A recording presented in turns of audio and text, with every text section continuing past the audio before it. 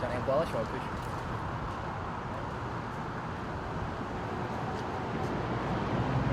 Hey Hitler, you probably didn't even hate the Jews. That was just the meth making you crazy, dog. How much does it cost for fascism? How much do the taxpayers have to pay for a fascist country? Stop being cowards, because the collective cowardice of you and people like you is what has led to the circumstances of today. You didn't stop letting the enemy dictate the terms of your struggle. They're evil. They are actively doing evil. So treat them like the evil that they are. The time to start is now, right? The time to plant a tree is 10 years ago, and the second best time is now. Strikes are the most effective way to stop profit, get demand, and force policy changes. If you can shut down profit, you can make any politician do anything. I don't want to be part of the system as it works. It's time to stop pretending otherwise. It's time to be ruthless, and time to afford them the same amount of grace that they give to their Palestinian victims, because they are only going to get more and more ruthless with their victims if you don't.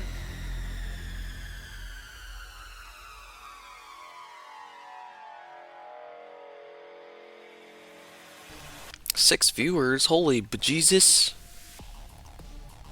Well then, let's get right into the news. This is Killer Keemstar.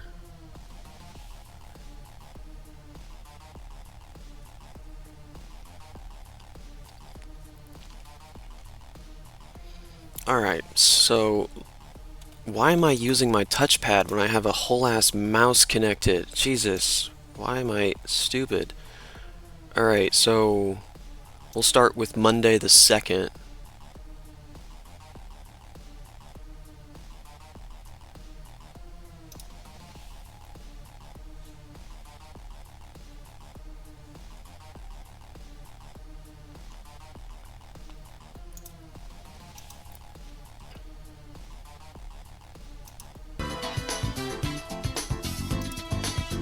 Welcome to Democracy.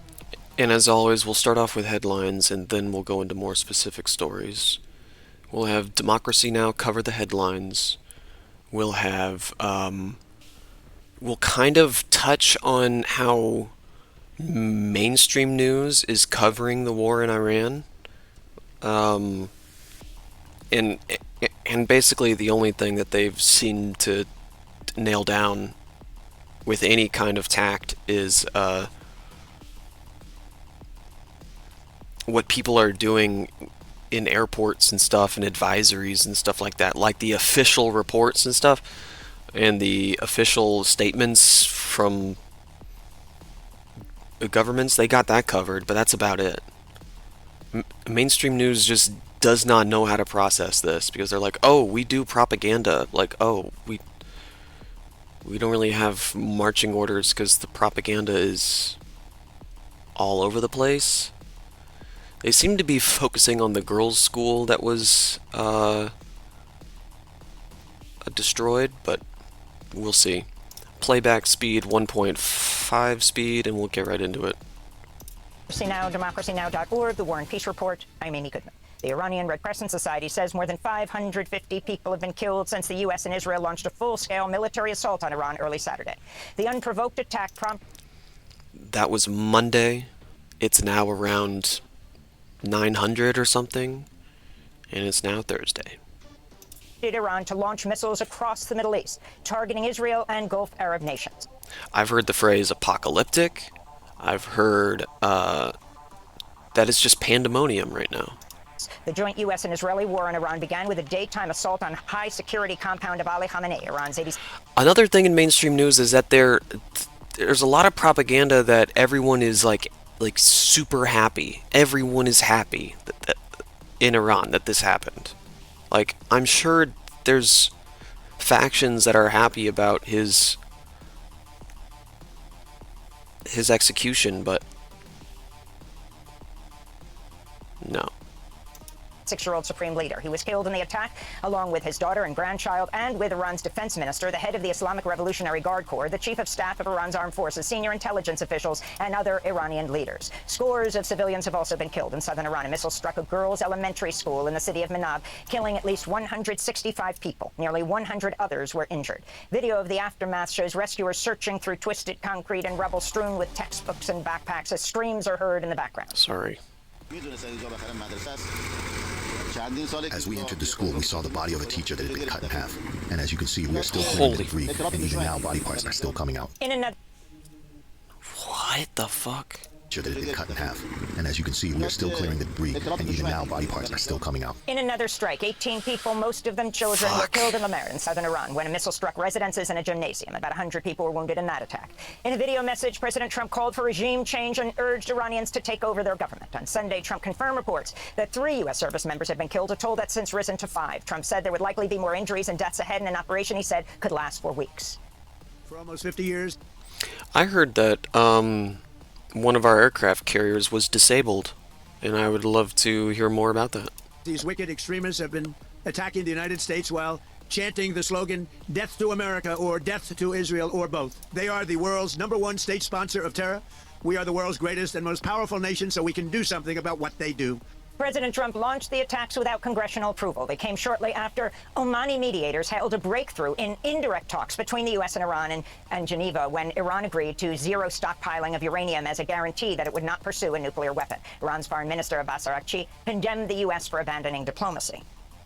Contrary to Americans, that their record is very bad and very negative. You know, this is the second time that we negotiated with Americans, and they decided to attack us right in the middle of negotiation. In Israel, an Iranian ballistic missile struck a residential district of Beit Shemesh on Sunday, killing 9 people and wounding 27 others. Another strike killed a woman in Tel Aviv. Other Iranian missiles were intercepted by Israeli defenses, including one that crashed onto a street in Jerusalem, injuring several people. Iran also launched retaliatory strikes against all Gulf Arab nations that host U.S. military bases, with the exception of Oman, Bahrain, Qatar, the United Arab Emirates, Kuwait, Jordan, and Saudi Arabia. All were struck. 1 person was killed in Abu Dhabi, another person killed in Kuwait, where a defense ministry official reported 3 U.S. F-15 fighter jets were mistakenly shot down by Kuwaiti air defenses. In Saudi Arabia, an oil refinery caught fire after it was struck by debris from an Iranian missile, closing a facility that processes over 500,000 barrels of crude oil a day. Shipping through the Strait of Hormuz has effectively come to a halt due to the U.S.-Israeli attack on Iran. Oil prices have surged to a 52-week high, with many analysts predicting they could soon top $100 a barrel. Hundreds of thousands of travelers have been stranded as all flights through some of the world's busiest international airports have been grounded. Stock markets across Asia opened sharply lower on fears the attack on Iran will slow the global economy. Lebanon's health ministry says at least 31 people have been killed and nearly 150 wounded since Israel launched renewed airstrikes on Beirut. They just kind of glossed over that, but slowing the global economy is the exact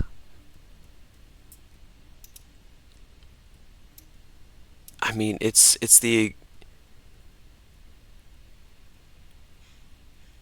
exact consequence that the United States deserves.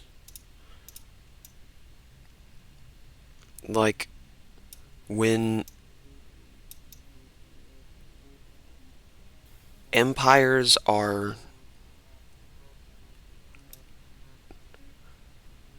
controlling everything and not acting accordingly, not acting the way that you want your leaders to act, I don't know. It feels like Iran is going on strike against an empire, you know? Literally strikes. Beirut suburbs and other parts of Lebanon on Sunday. Tens of thousands of residents of southern and eastern Lebanon were seen fleeing their And what you do to go on strikes is you shut down profits. Homes after Israel ordered people in nearly 50 villages to evacuate ahead of a planned bombing campaign. Israel's military says its renewed war on Lebanon comes in response to missiles and... But I mean, that's just, like, resource, that's just how war is fought now. It's not about who can dominate the other, like, militarily. It's who can outpace each other in wartime production. And who has the bigger stockpile. drones fired by Hezbollah in retaliation for the assassination of Ayatollah Ali Khamenei. They were Hezbollah's first major violations of a ceasefire that took effect in November 2024. I'm terrible because I keep canceling and rescheduling my doctor's appointments for that very reason. Plus, I don't like having to get up earlier than needed to get ready for work. Yeah. During that time, the United Nations peacekeeping force in Lebanon, known as UNIFIL, documented more than 15,000 ceasefire violations committed by Israel. Officials in the United Kingdom say an Iranian drone struck a British airbase in Cyprus overnight, causing limited damage and no casualties. Iran's attack came after British Prime Minister Keir Starmer said he'd agreed to the Pentagon's request to use British military bases for what Starmer called defensive strikes on Iranian missile sites. Separately, France said it was sending 2 warships to the Red Sea to join a European naval mission. Meanwhile, Germany's foreign minister denied reports that Berlin was seriously considering joining the war against Iran. In Spain, Prime Minister Pedro Sanchez condemned the U.S.-Israeli strikes as a breach of international law. It is possible to be against a hateful regime, as Spanish society as a whole is against the Iranian regime, and at the same time be against an unjustified, dangerous military intervention that's outside international law. One must be against a war that was started without the authorization of the United States Congress or the United Nations Security Council. On Saturday, Russia and China requested an emergency meeting of the United Nations Security Council, where China's foreign minister called for an immediate ceasefire and the resumption of talks. Russia condemned the U.S.-Israeli attacks as another unprovoked act of armed aggression. Today, U.S. First Lady Melania Trump is presiding over a UN Security Council meeting titled Children, Technology, and Education in Conflict. It's the first time a spouse of a world leader has chaired such a session, and comes just days after U.S.-Israeli strikes killed scores of Iranian school children. The White House says top Trump administration officials will brief both chambers of Congress Tuesday about the U.S. strikes in Iran. President Trump launched the attacks without congressional authorization, which is required under Article 1, Section 8 of the Constitution. On Saturday, Democratic Congressmember Ro Khanna of California and Republican Congressmember... I guess it's not required. If he can do it without congressional approval, then I guess he can do it. Look at how our checks and balances are so fucking toothless that we can just spawn a dictator.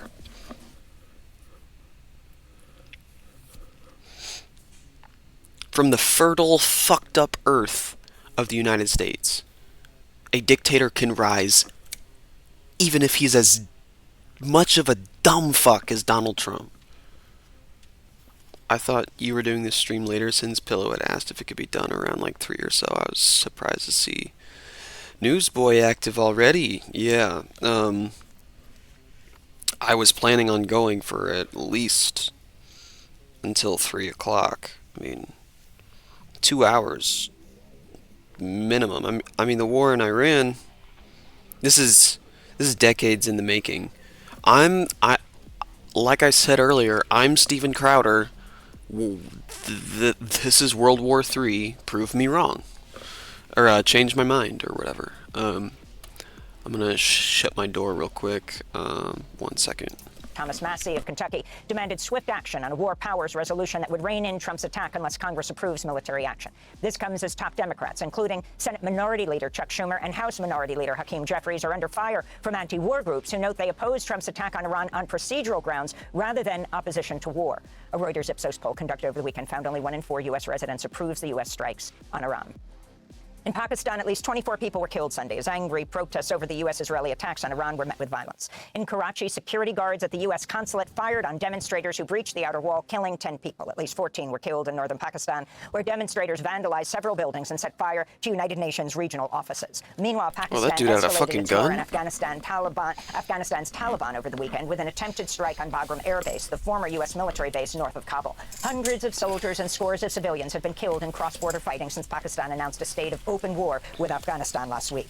In Texas, at least 2 people were killed and 14 wounded early Sunday during a mass shooting at a bar in a busy nightlife district in Austin. This marked the 58th mass shooting in the United States so far this year, according to the Gun Violence Archive. The FBI is investigating the shooting as a possible act of terrorism after the suspect reportedly wore a shirt with an Iranian flag design and a hoodie with the words "Property of Allah" printed on it.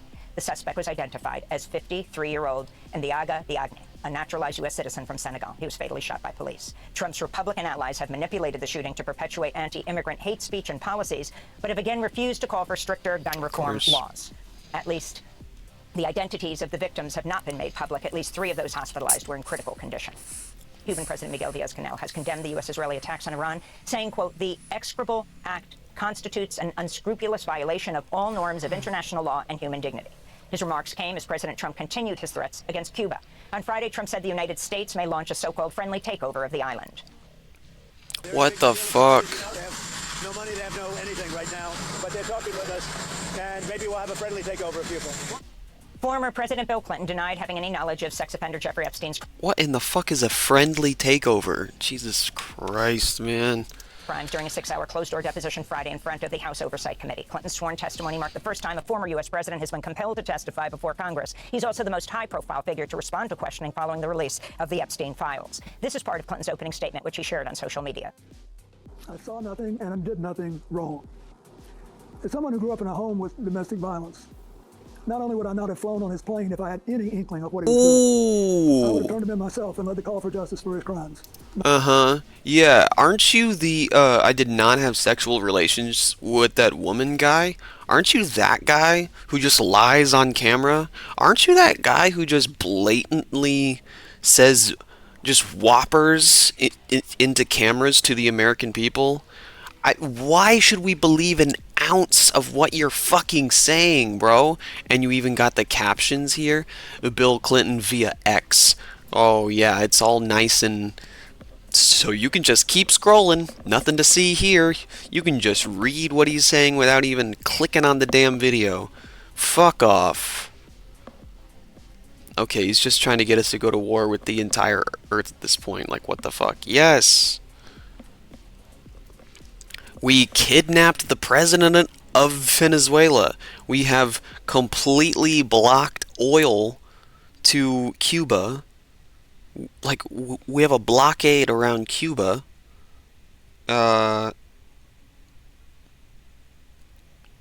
Israel bombed Iran when we were trying to talk to them.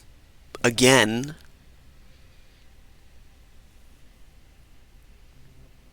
Assuming the United States wasn't just lying and Witkoff wasn't doing what he does, which is just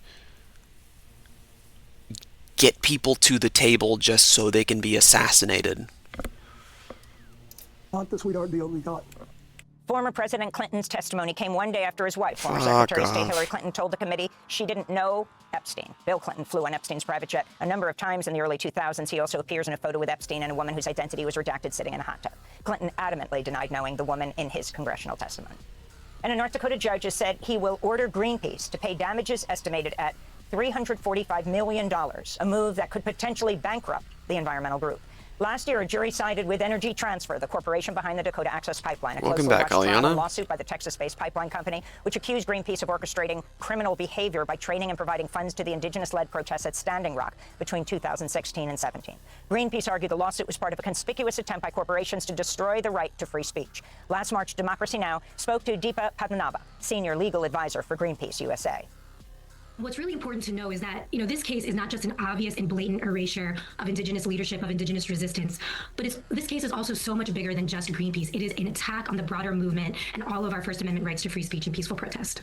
Judge James Guyon previously cut the jury award nearly in half, from more than $670 million to about $345 million. Greenpeace could appeal to the North Dakota Supreme Court. And those are some of the headlines. This is Democracy Now!, democracynow.org, The War and Peace Report. I'm Amy Goodman. Thanks for watching Democracy Now! On YouTube. Subscribe to the channel.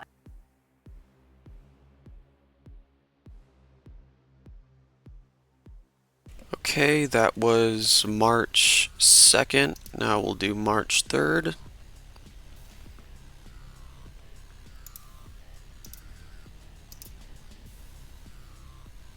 DemocracyNow.org, The War and Peace Report. I'm Amy Goodman. Iran's state broadcaster says U.S. and Israeli attacks have killed 787 people since President Trump joined Prime Minister Netanyahu. It was 500 on the previous broadcast, and now it's at 700 on this broadcast.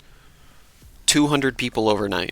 Netanyahu in a massive bombing campaign, striking 153 cities and more than 500 sites across Iran since Saturday.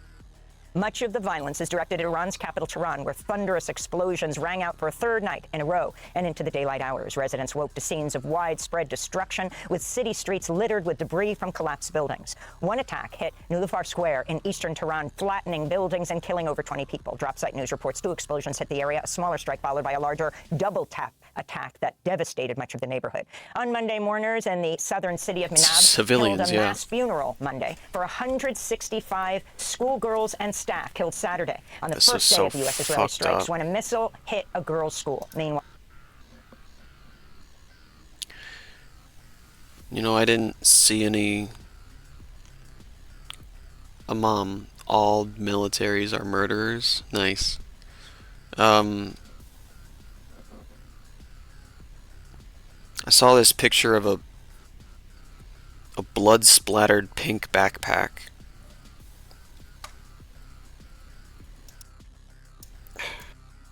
While red alert sirens have been activated across much of Israel, with the Israeli military reporting missile interceptions over West Jerusalem, Tel Aviv, and Eilat.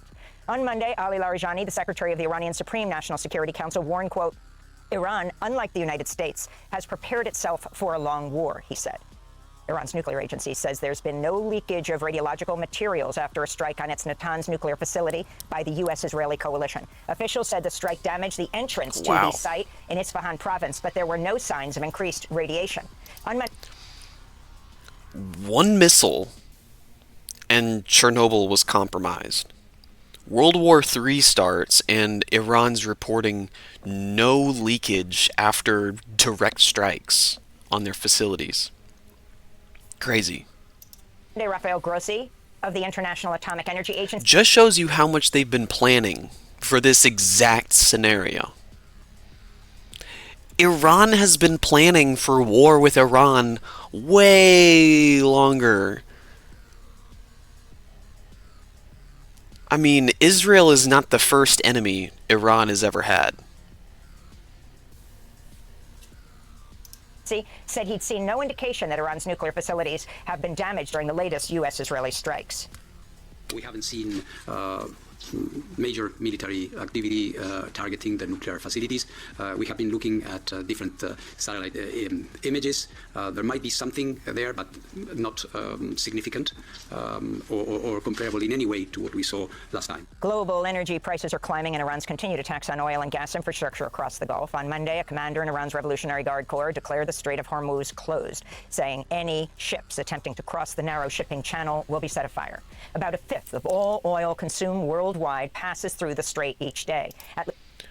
Bro, 20% of the world's oil passes through the Strait of Hormuz, and it's fucking closed under the threat of getting blasted. Hello? What the fuck? This will undoubtedly have global consequences.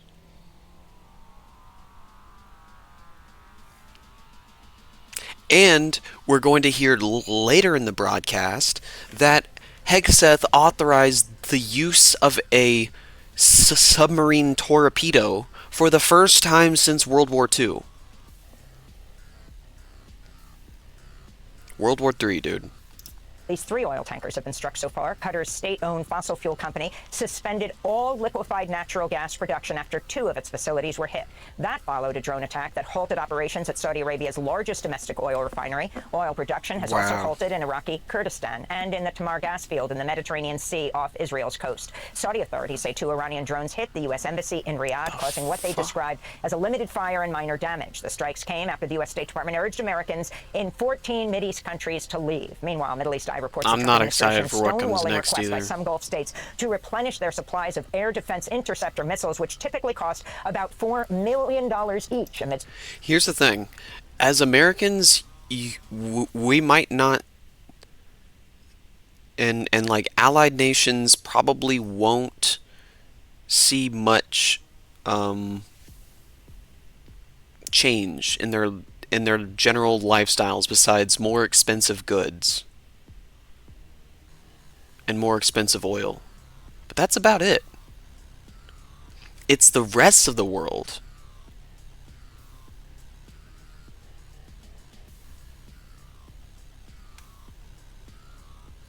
that is literally under the threat, like, you can't fucking fly anywhere type shit, you know? Like,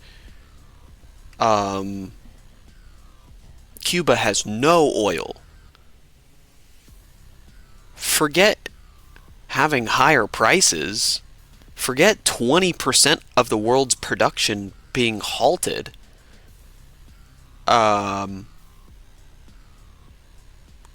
Cuba's got fucking no oil.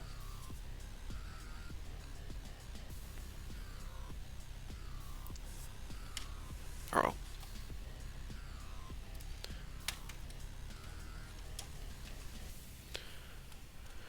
It's crazy to think that after Thailand, we will participate in World War III. Some of our group will be sent to the no-fly zones as journalists, or, you know, the other job. Yeah. It's time to act accordingly, you know? Like, this is,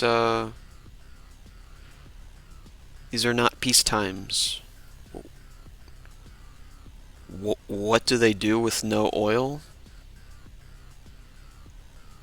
You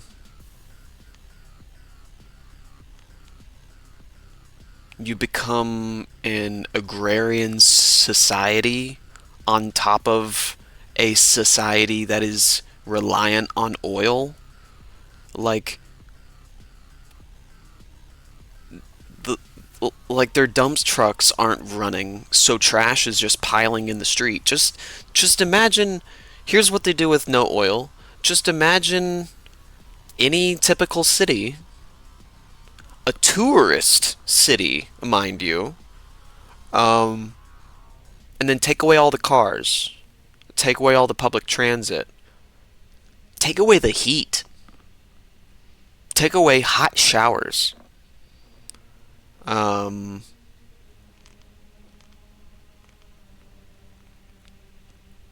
mean, there's electricity and stuff, but like after a while, for real, we need to lock in. Yeah. There's things that get cut incrementally, and right now Cuba's at the stage of like sanitation workers aren't operating. So there's probably no postal service. It's fucking crazy, dude. Reports that even the Pentagon may run low on interceptors in a matter of weeks. Iran's been launching $20,000. So like imagine you are the president of Cuba, and you have to choose who gets the rest of the oil reserves. I mean, obviously they're going to, you know, conserve some oil for like emergency services and the military and stuff. But like, at what point do you just run out, you know? It's really fucked up how the world has abandoned Cuba. What do they do with no oil? I guess we're gonna find out. As fucked up as that is to say. One-way attack drones at Gulf nations hosting U.S. military bases, with about 10% of the drones slipping past defenses. Israeli soldiers have invaded. A better question, what will we do now that Cuba has no oil? Will we speak up to our people, to our politicians, and call our congressmen and stuff? Like,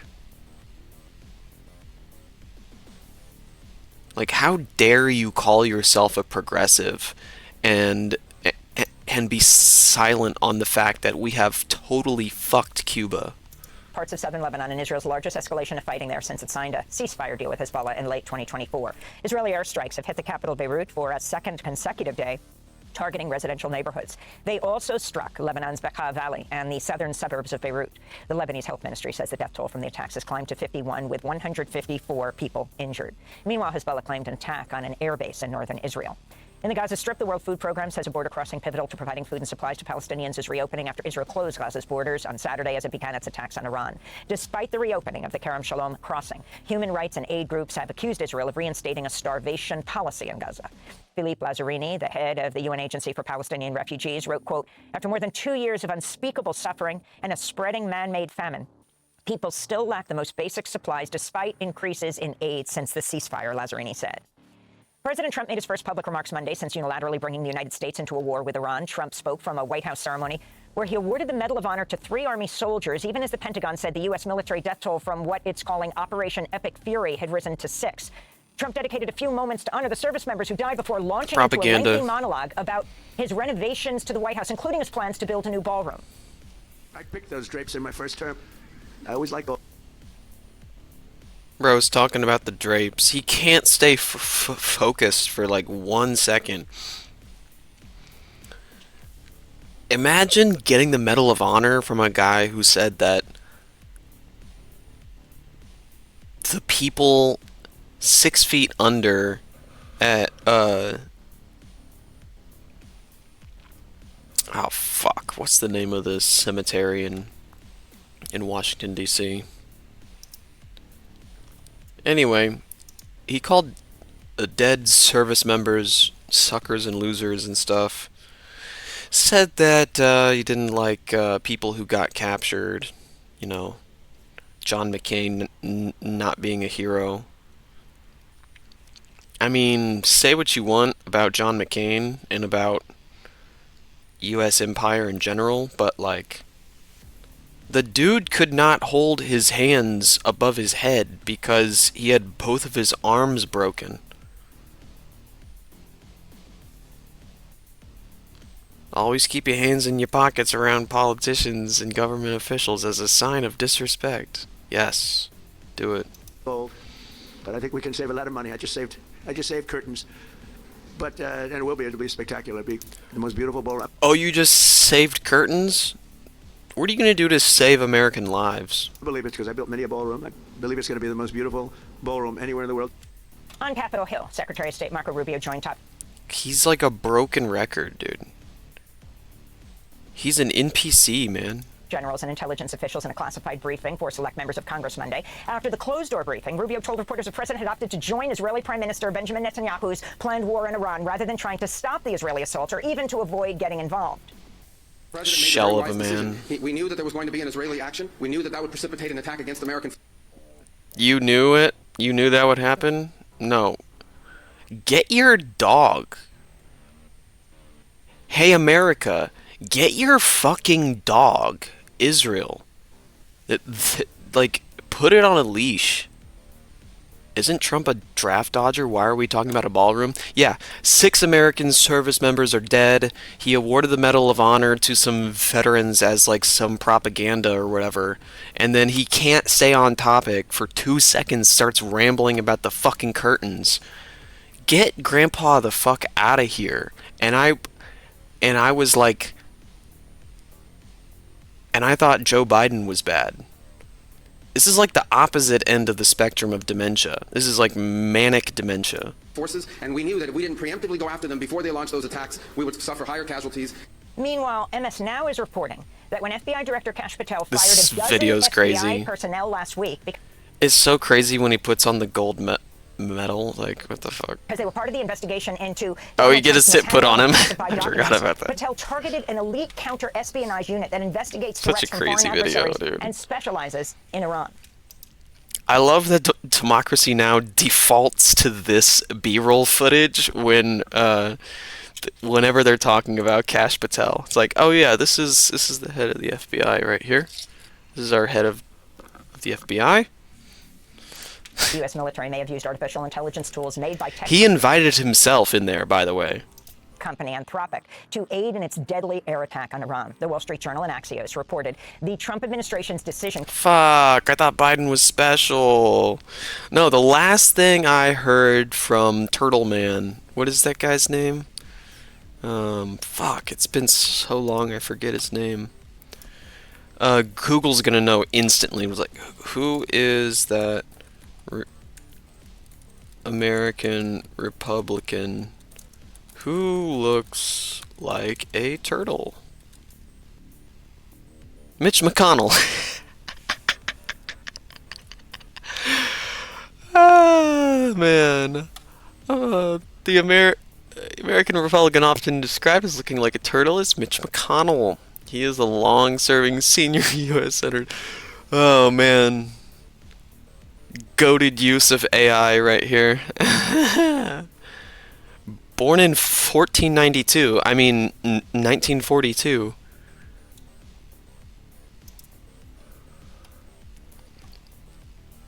Yeah, no, Trump isn't, or Biden isn't special. Last thing I heard of Mitch McConnell, he was falling over.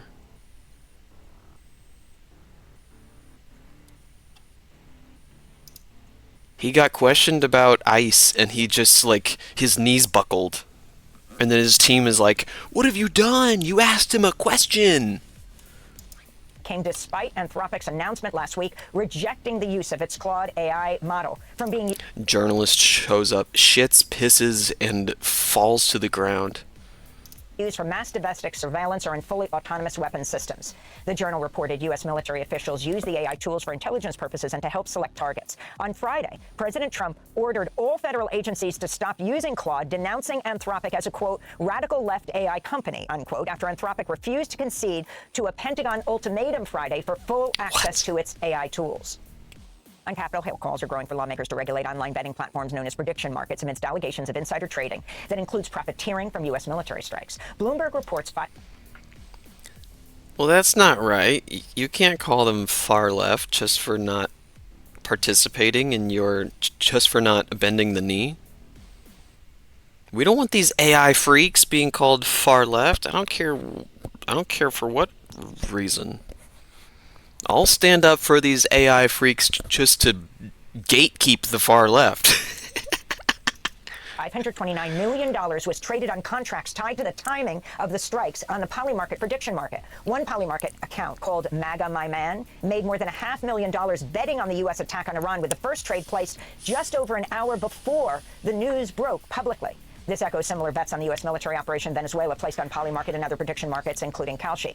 Donald Trump Jr. sits on Polymarket's advisory board, and his venture capital firm has invested tens of millions of dollars in the company. That's crazy. Both the Justice Department and the Consumer Financial Protection Bureau ended active investigations into Polymarket after Trump returned to the White House last year. In Texas, voters are taking to the polls today for a closely watched Democratic primary between Congressmember Jasmine Crockett and State Representative James Tallarico, who are vying for a highly contested Senate seat in a heated midterm election that could determine which political party will control Congress during Trump's final 2 years in office. Incumbent Republican Senator John Cornyn, who served in the Senate for over 2 decades, is facing off against Texas Attorney General Ken Paxton in the GOP primary. Both are Trump supporters. Crockett is a progressive who staunchly denounced Trump's policies, while her opponent Tallarico has appealed to Republican voters and put his Christian faith at the center of his campaign. If they don't say left or right, the populace won't know who to harass. In Minnesota, the Justice Department's indicted another 30 people on federal crimes for participating in a peaceful protest in January at a St. Paul church where one of the pastors worked for ICE. Attorney General Pam Bondi confirmed over 24 people have been arrested. The new indictments come about a month after independent journalists Don Lemon and Georgia Fort and prominent civil rights activist and attorney Nikema Levy Armstrong were also charged for what the Attorney General called their roles in the protest at City's church. They were covering it. In related news, a federal judge has summoned Minnesota's U.S. Attorney Daniel Rosen and several ICE officials to appear in a St. Paul court today over violations in immigration cases. The officials are facing civil and criminal contempt charges for repeatedly ignoring court orders, including refusing to return belongings such as cell phones, cash, and passports to immigrants who are released from detention. This comes as a separate federal judge has ordered the Trump administration to bring back a wrongfully deported immigrant to the United States. Emilia Pena Jimenez was sent to Mexico despite 2 court orders mandating his release from detention in Minnesota. A court filing said Jimenez may have been denied access to a lawyer before being forced to sign removal documents that were not translated into Spanish. His case is among hundreds of complaints that have been filed in Minnesota courts. Whoa. And prominent Iraqi human rights defender and No feminist translator. advocate Yanar Mohammed was killed in an armed attack on her home in Baghdad on Monday. Yanar had reportedly returned to Iraq from Canada a few days before her murder by 2 unidentified gunmen who opened fire as she stood outside her home. Yanar Mohammed was the co-founder and president of the Organization of Women's Freedom in Iraq. In 2003, she founded the first women's shelter in Iraq to protect women from trafficking and so-called honor killings, becoming the target of death threats over her activism. She was a frequent guest on Democracy Now! Following the 2003 U.S.-led invasion of Iraq. We spoke to her in 2022 when over 24 people were killed in Baghdad after armed supporters of the powerful Iraqi cleric Muqtada al-Sadr clashed with government forces. Assassinated in front of her home? Jesus fucking Christ. And the strange thing is that those who started the demonstration that led to the clashes, to the killing, and to the bombing around the city, nobody dares to challenge them or to speak any bad word against them. It's as if I'm living the days of Saddam Hussein all over again, where everybody is scared of a single person and nobody dares to say anything. It's a terrible situation. Inar Mohammed was killed yesterday. To see all our interviews with her, go to democracynow.org. And those are some of the headlines. This is Democracy Now!, democracynow.org, the War and Peace Report. I mean, you can say murdered, Amy. Jesus fucking Christ.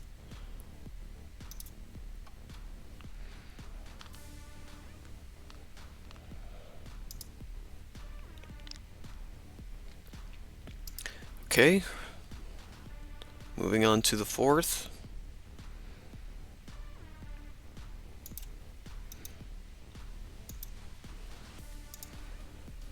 So fucking crazy, man. Welcome to Democracy Now!, democracynow.org, the War and Peace Report. I'm Amy Goodman. The U.S.-Israeli war on Iran has entered its 5th day with the U.S. and Israel new waves of intense bombing targeting Tehran and other areas. The reported death toll in Iran has risen to 1,045. U.S. forces say they've struck more than 2,000 targets since Saturday. Israel's also escalating its attack on Lebanon, where it's ordered mass evacuations. Iran's continuing to retaliate by attacking Israeli and U.S. allies across the Gulf. Targets reportedly struck by Iran include the U.S. Embassy and CIA station in Riyadh, Saudi Arabia, the U.S. consulate grounds in Dubai, and a major U.S. airbase in Qatar. Earlier today, Iran's Revolutionary Guard threatened the, quote, complete destruction of the region's military and economic infrastructure, unquote. Meanwhile, an Iranian naval ship has sunk in the Indian Ocean off the southern coast of Sri Lanka after a possible submarine attack. 30 people have survived, 140 others are still missing. Reuters reports sources in Sri Lanka's Navy and Defense Ministry said the vessel had been attacked by a submarine. This comes days after President Trump vowed to annihilate Iran's Navy. Iranian officials are expected to soon pick a new supreme leader to replace Ayatollah Ali Khamenei, who was assassinated Saturday at the start of the U.S.-Israeli attack. Israel's already announced Khamenei's successor will become a, quote, unequivocal target for elimination, unquote. Israel has already bombed the Assembly of Experts building in Qom, where the decision was expected to be made. On Tuesday, President Trump said U.S. and Israeli strikes have already killed off many possible future leaders in Iran. Well, most of the people we had in mind are dead. So, we had some.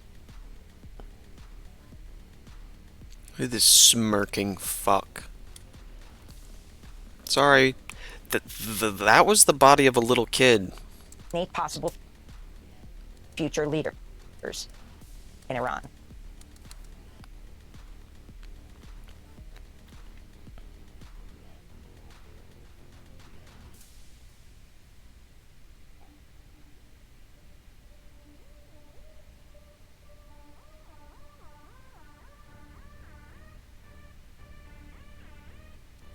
Well, most of the people we had in mind are dead. So, we had some in mind from that group that is dead. And now we have another group. They may be dead also, based on reports. So I guess you have a third wave coming in. Pretty soon we're not going to know anybody. People try to argue that Trump is the peacetime president. He's a peaceful dove. If someone tries to claim that Trump is anti-war, clown them as the idiot that they are.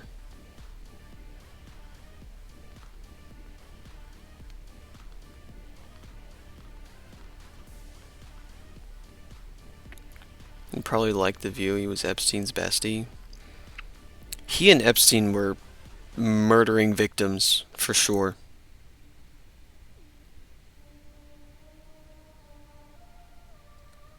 This comes as CNN is reporting the CIA. Look at the graves.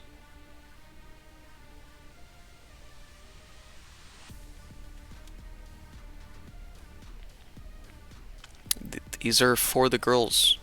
For the girls' school. An entire plot of a cemetery dug. Like, you can see that this is part of a larger cemetery here. Up at the top of the screen and on the left.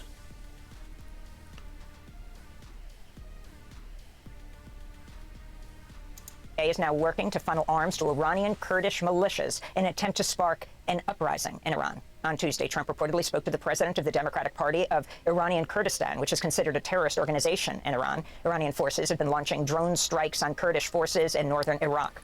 Meanwhile, on Capitol Hill, Democratic senators are expressing alarm after receiving a classified briefing ahead of today's War Powers Resolution vote. This is Connecticut Senator Richard Blumenthal. I just want to say I am more fearful than ever after this briefing that we may be putting boots on the ground. Senator Elizabeth Warren posted this message online after the briefing. I just left a classified briefing on Iran, and here's what I can say. It is so much worse than you thought. You are right to be worried. Trump administration has no plan in Iran. This illegal war is based on lies, and it was launched without any imminent threat to our nation. Donald Trump still hasn't given a single clear reason for this war, and he seems to have no plan for how to end it either. President Trump's threatening to cut off trade with Spain after the Spanish government refused to allow the U.S. to use naval and air bases in southern Spain to strike Iran. Earlier today, Spanish Prime Minister Pedro... Ooh, okay. So, drawing lines in the sand with our own allies as well. What the fuck? Sanchez called the U.S.-Israeli war a disaster. We must learn from history and cannot play Russian roulette with the fate of millions of people. The powers involved in this conflict must immediately cease hostilities and commit to dialogue and diplomacy. Wow. In Pakistan, the U.S. has ordered some consular staff in Karachi and Lahore to leave Pakistan due to safety risks. Large anti-U.S. protests have erupted in recent days. Reuters is reporting U.S. Marines opened fire on Pakistani demonstrators who tried to storm the Karachi consulate. 10 people were killed during that attack on Sunday. Anti-U.S. protests are continuing in Pakistan, which is home to the world's second-largest Shia community after Iran. We're here today to protest the American-Israeli strike on Iran. In an act of sheer hypocrisy, they bombed a girls' school, killing over 150 innocent children, while claiming to advocate for women's liberation. We are here to condemn this atrocity. The Military Religious Freedom Foundation says it's been inundated with over 200 calls from members of the U.S. military regarding religious comments made by U.S. commanders about the war in Iran. One combat unit commander reportedly said the war is, quote, part of God's divine plan, and that, quote, President Trump has been anointed by Jesus to light the signal fire in Iran to cause Armageddon and mark his return to Earth, unquote. These are the fucking freaks in our military, dude. Burn your uniform. Fucking hang it up. Like, they're full of Christian nationalists, and you aren't one? If you aren't one, you probably aren't a very high rank. Last month, Defense Secretary Pete Hegseth invited the controversial Christian nationalist pastor Doug Wilson to lead the Pentagon's prayer service. Wilson has opposed Muslims holding public office and does not believe women should be allowed to vote. The Pentagon has announced U.S. Special Forces are now in Ecuador to conduct joint military operations with Ecuadorian commandos. That's who Hegseth chose to, the Secretary of Defense/War, chose to pray over our soldiers. Some guy who doesn't think women should have the right to vote. Or Muslims should hold a public office. To reportedly target suspected drug traffickers. The head of U.S. Southern Command and the top commander of U.S. Special Forces in Latin America met with Ecuador's right-wing president, Daniel Noboa, in Quito on Monday. Last year, Noboa proposed a constitutional change to allow the U.S. to operate a military base in Ecuador, but voters rejected the proposal. The deployment of U.S. troops to Ecuador marks a new front in the Trump administration's so-called Operation Southern Spear. Since September, the U.S. has blown up at least 44 boats in the region, killing at least 150 people. Without offering proof, the Trump administration's claimed all the targets were drug traffickers. The 2026 midterm campaign kicked off Tuesday with primaries in Texas, North Carolina, and Arkansas. And Texas Democratic state legislator and former seminarian James Tallarico is projected to have defeated Congresswoman Jasmine Crockett in the closely watched Democratic Senate primary. Tallarico spoke to supporters in Austin.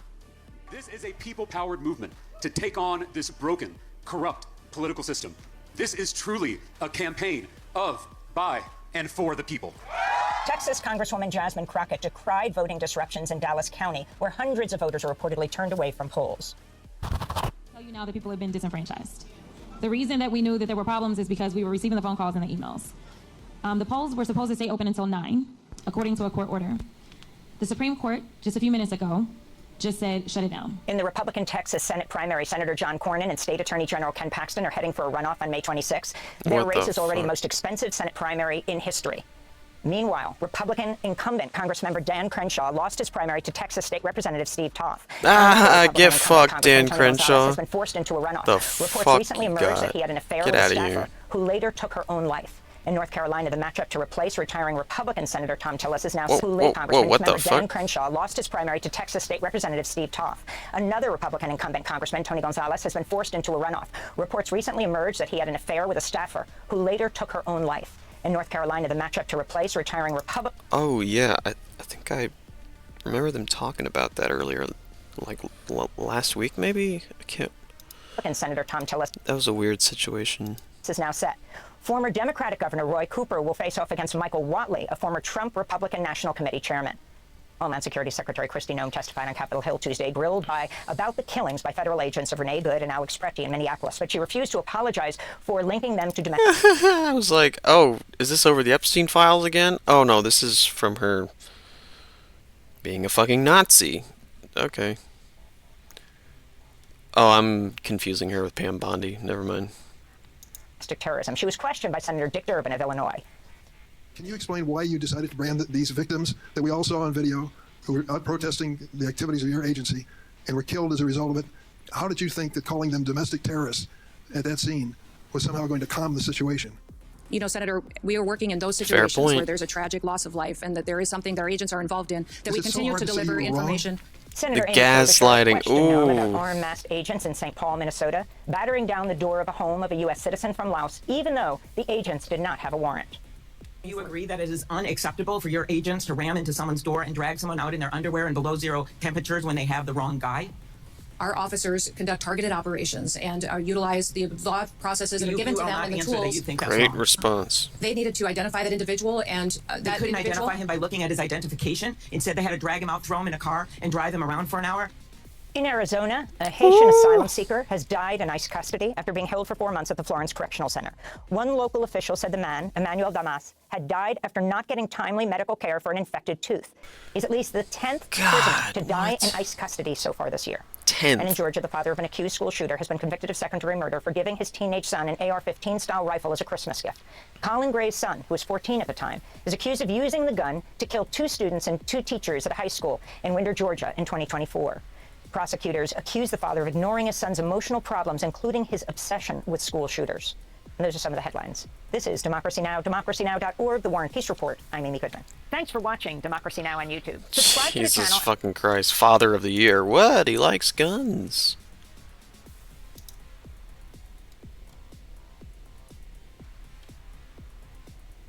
Alright, that was the 4th. Here's the 5th. Wednesday that would have directed the removal. Welcome to Democracy Now!, democracynow.org, The War and Peace Report. Hey, I'm Amy Vitor. Goodman. How's The it United going? States Senate rejected a resolution Wednesday that would have directed the How removal are of U.S. you? armed forces from hostilities with Iran, as Iran's government said the death toll from joint U.S.-Israeli attacks passed 1,200. 52 Republicans were joined by Pennsylvania Democratic Senator John Fetterman on a procedural vote opposing the War Powers Resolution. This is Mississippi Republican Senator Roger Wicker. I'll vote no on the pending resolution. President Trump decided to attack Iran. That decision was profound, deliberate, and correct. 44 Democrats and 2 independents voted to advance the War Powers Resolution, joined by Kentucky Republican Senator Rand Paul. That fell short of the 51 votes needed to pass. Georgia Democratic Senator Raphael Warnock spoke ahead when... Tim Waltz, you wouldn't know a war if it was even on your own streets. Shut the fuck up. Wednesday's vote. The declaration of war is not a power. I'm fine. Today is Rosa Luxemburg's birthday. Yes, I still need to read her book. Responsibility of Congress. Meanwhile, Politico reports some Democrats are not ruling out voting in favor Happy birthday, of a Rosa multi-billion-dollar Luxemburg. infusion of new funding to the Pentagon.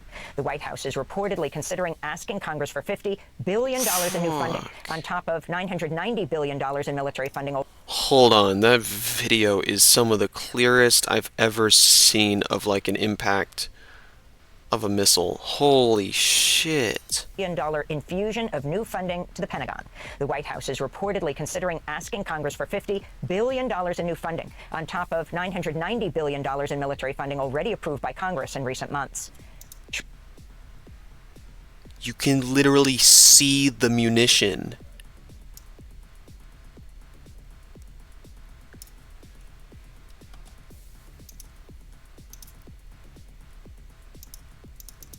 Holy. Billion considering asking Congress for Oh, 50 God. reportedly. Look at that.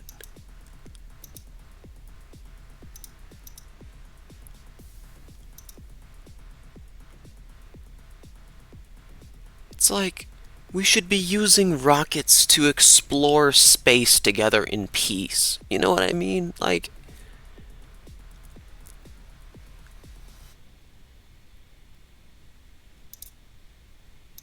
Considering. whoa. Asking Congress for $50 billion. Congress reportedly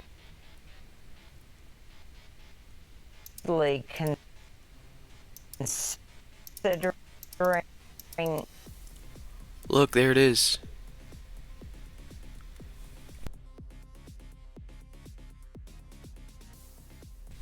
Wow, dude. I don't know why I'm so blown away by that. No pun intended.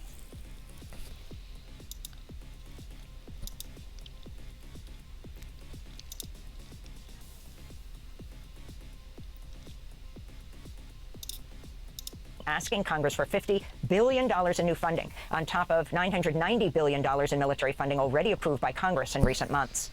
Sri Lanka's Navy says it's rescued 32 Iranian sailors and brought them to a hospital for treatment after an Iranian warship was torpedoed by a U.S. submarine in the Indian Ocean. Sri Lankan officials said they'd recovered. Ooh. Did you see that? Forget the fucking airstrike video. Look at this warship getting hit. Oh my god. Hold up. 0.5 speed. Watch this. Sri Lanka's Navy says it's rescued. Watch, watch, watch. Okay. Here's the warship, okay? I'm gonna slow it down to 0.25. Watch this massive warship just get bent.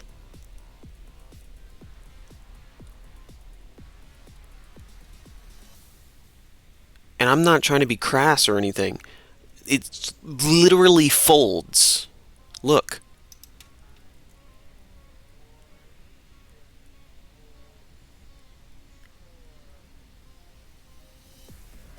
Boom.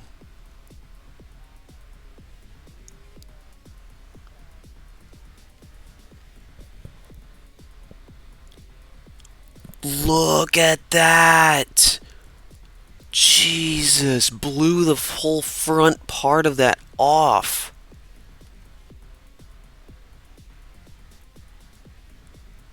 Made the entire ship damn near come out of the water.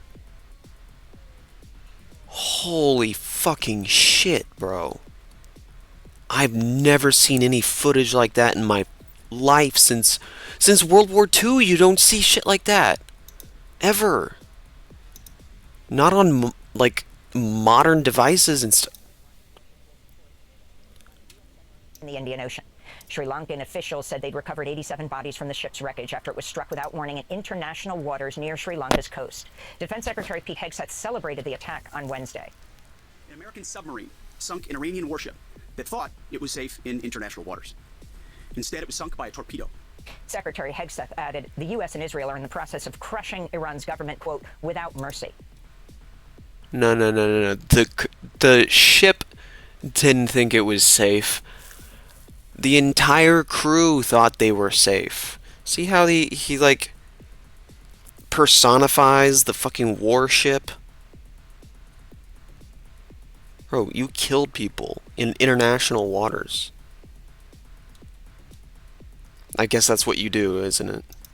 Iran's foreign ministry says U.S. and Israeli attacks have struck 33 civilian sites across Iran, including hospitals, schools, residential areas, and historic sites. Earlier today, airstrikes destroyed Tehran's Zadi Stadium, which has hosted international soccer matches. Meanwhile, 2 Iranian Red Crescent Society paramedics told Middle East Eye last weekend's bombing of an elementary school in southern Iran was a so-called double-tap airstrike, with the second strike coming after the school's principal called parents and told them to come and pick up their children.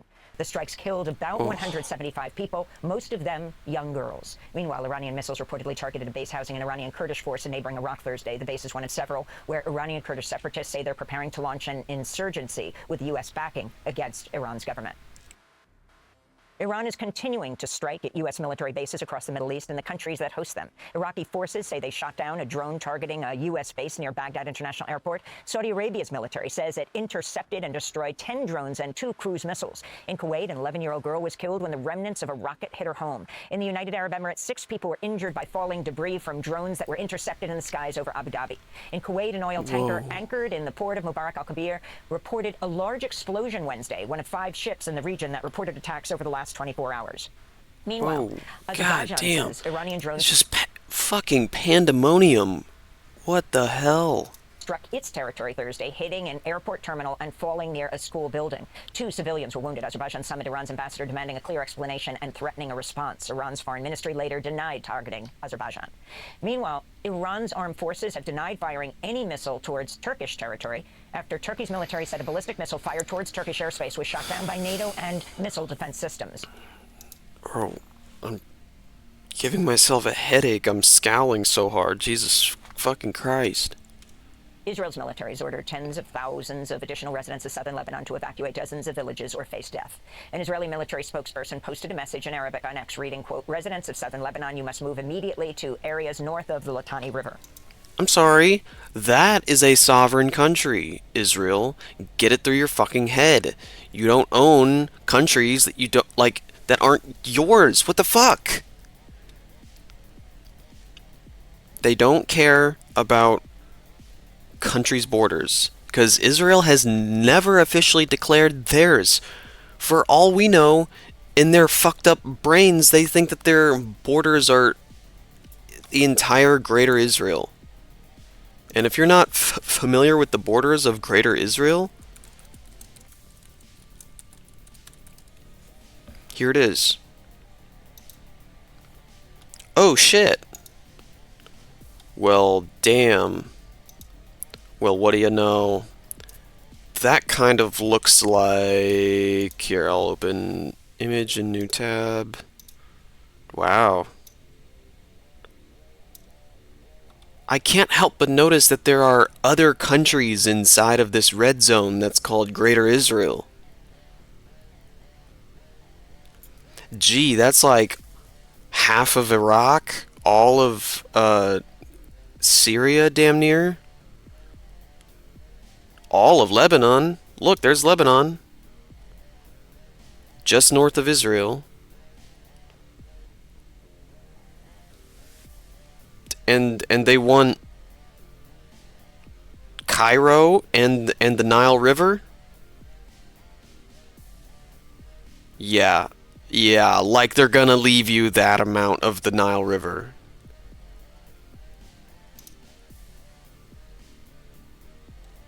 Fucking crazy.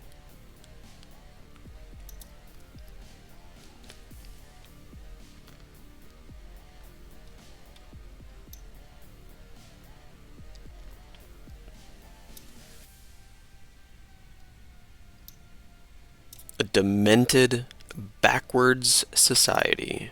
Unquote. Some 200,000 people live in the region. On Thursday, there were massive traffic jams as panicked residents piled personal... Because, like, at least 60% minimum Israelis polled said that there are no innocents in Gaza. And I think 40% are just bashful. belongings into cars and headed north. Meanwhile, Lebanon's health ministry says Israeli attacks have killed 8 more people across Lebanon, with several airstrikes overnight in southern Beirut. Beirut neighborhoods where Israel had issued forced evacuation orders. On Capitol Hill, a Marine Corps veteran suffered a broken arm as he was dragged out of a hearing by Capitol Police Wednesday after he disrupted a Senate hearing to protest the U.S.-Israeli war on Iran. The veteran, Brian McGinnis, resisted as he was aggressively pulled by Capitol. Holy shit.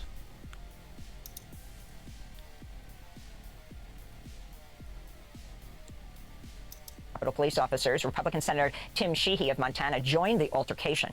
McGinnis's arm was broken after his hand became stuck in a doorframe. Elsewhere in Washington, D.C., demonstrators with the anti-war group Code Pink Thursday disrupted a Heritage Foundation conference protesting the think tank's role in crafting policies that boost military funding and support U.S. interventions overseas. When they see a flawless, you stand up there talking about patriotism. You don't care about Americans. You don't care about your constituents. You care about that $500,000 in your pocket for a cut. Your constituents want health care and housing. They don't want to send their children to kill other children. They don't want their money. live in the greatest country in the history of the world. Shut the fuck up. Dude, that is how you disrupt. And then organize with a bunch of other people to interrupt him one after the other, have your entire group of people infiltrate something like that, to where it just goes on and on and on, to where like they can't get a word in edgewise. I think he had the last word there, unfortunately, but anyway. In climate news, new research suggests human activities That's cause ocean resistance. levels to rise far faster than government planners previously thought, with tens of millions more people at risk of losing their homes to rising seas.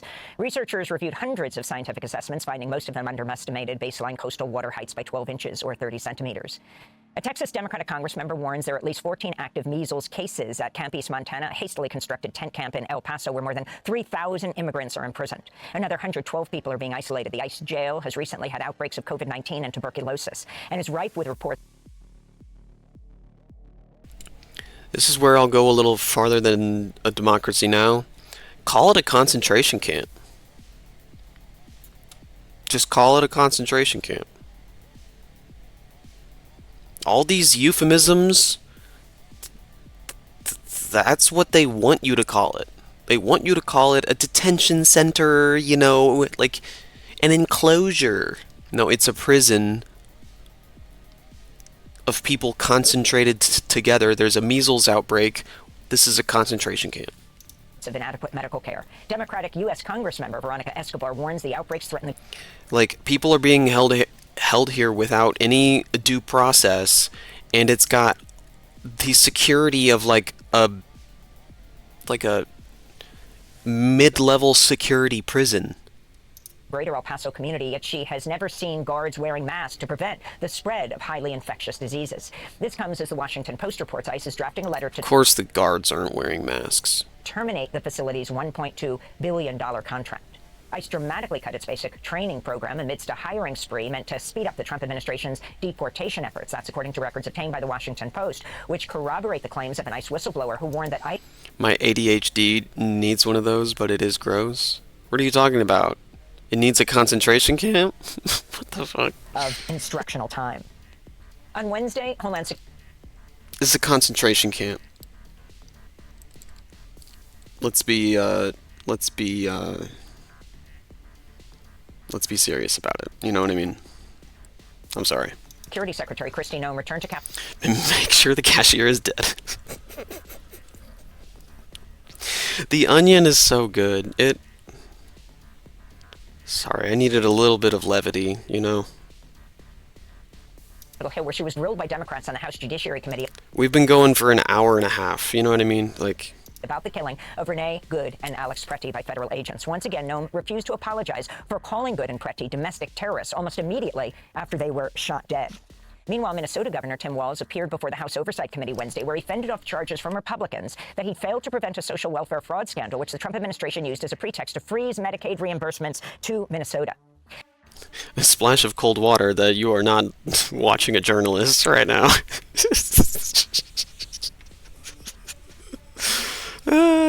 No. I'm sure we're all under no pretenses now. Walz said Minnesotans had been singled out and targeted for political retribution at an unparalleled scale. Under the guise of combating fraud, the federal government has flooded Minnesota with masked, untrained, and unaccountable... I gotta go to work. Don't let numbers control your content. Do you, and break when you need. Thank you, Kat. I appreciate you saying that. I appreciate you saying that.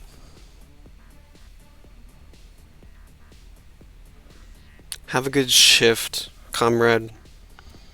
Take care.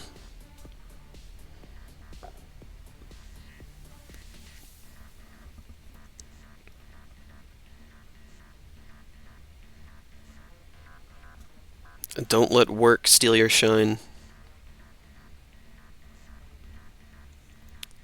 Don't let the negativity of the corporate or even any workplace environment steal your shine. Don't let the people steal your shine. Shine on. Take care. Fly high. But yeah, have a good shift, Kat. Accountable agents who are wreaking havoc in our communities. On the streets of Minnesota, federal agents have entered U.S. citizens' homes who have committed no crimes. They have violated the constitutional rights of our citizens. They have ignored court orders. They have. And you didn't even step foot onto the streets in solidarity. You just stayed on your property behind your gate. You talked to people through your fence. Shame. Shame. Shot first and asked questions later. Time and plant unexpectedly went offline. A U.S. oil blockade has cut off the Cuban What? power. Cuban officials said the island's largest plant unexpectedly went offline. A U.S. oil blockade has cut off the Cuban government from accessing desperately needed fuel as the Trump administration intensifies Damn. pressure on Cuba. President Trump recently raised the possibility of a, quote, friendly takeover of Cuba, unquote.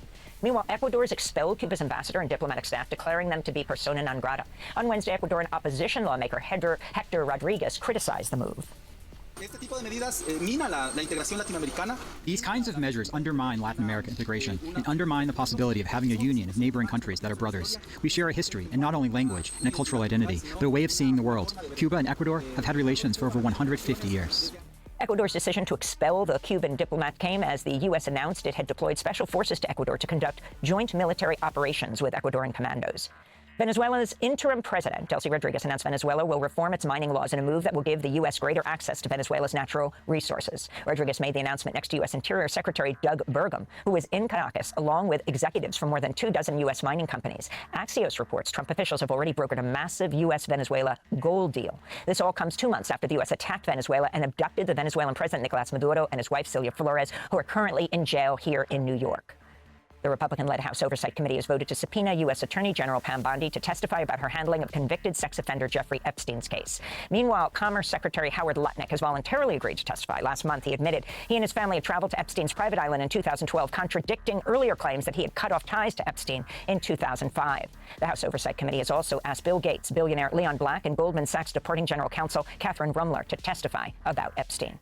And a multi-year investigation into the Catholic Diocese of Providence, Rhode Island, has found Catholic priests sexually abused hundreds of children for decades and were protected by bishops who put the reputation of the church above the well-being of survivors. The report by Rhode Island's Attorney General found 75 Catholic priests molested more than 300 victims since 1950, though the true number of victims and abuse of priests is likely much higher.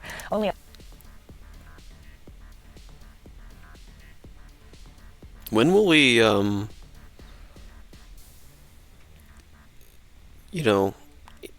invade the Vatican and do regime change on that sovereign city of fucking pedophiles?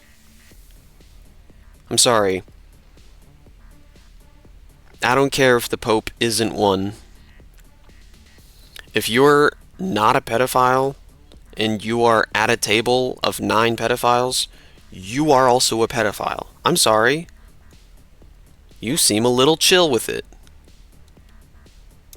A quarter of those named in the report, or just 20 people, faced criminal charges. Of those, just 14 were convicted. And those are some of the headlines. This is Democracy Now!, DemocracyNow.org, So fucking the War and crazy. Peace Report. Thanks for watching Democracy Now! On YouTube. Subscribe to the channel.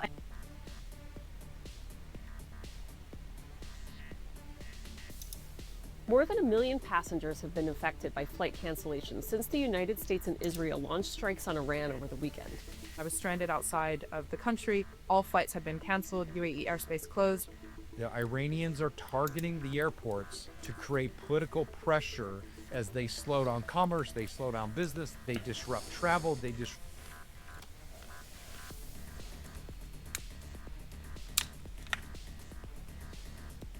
the tourism industry. If this goes on for a month or 5 weeks, that will create economic hardship.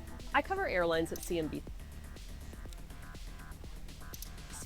and I've been tracking the impact of the Iran war on air travel across the Middle East, including in Dubai, a critical travel hub connecting virtually every part of the world.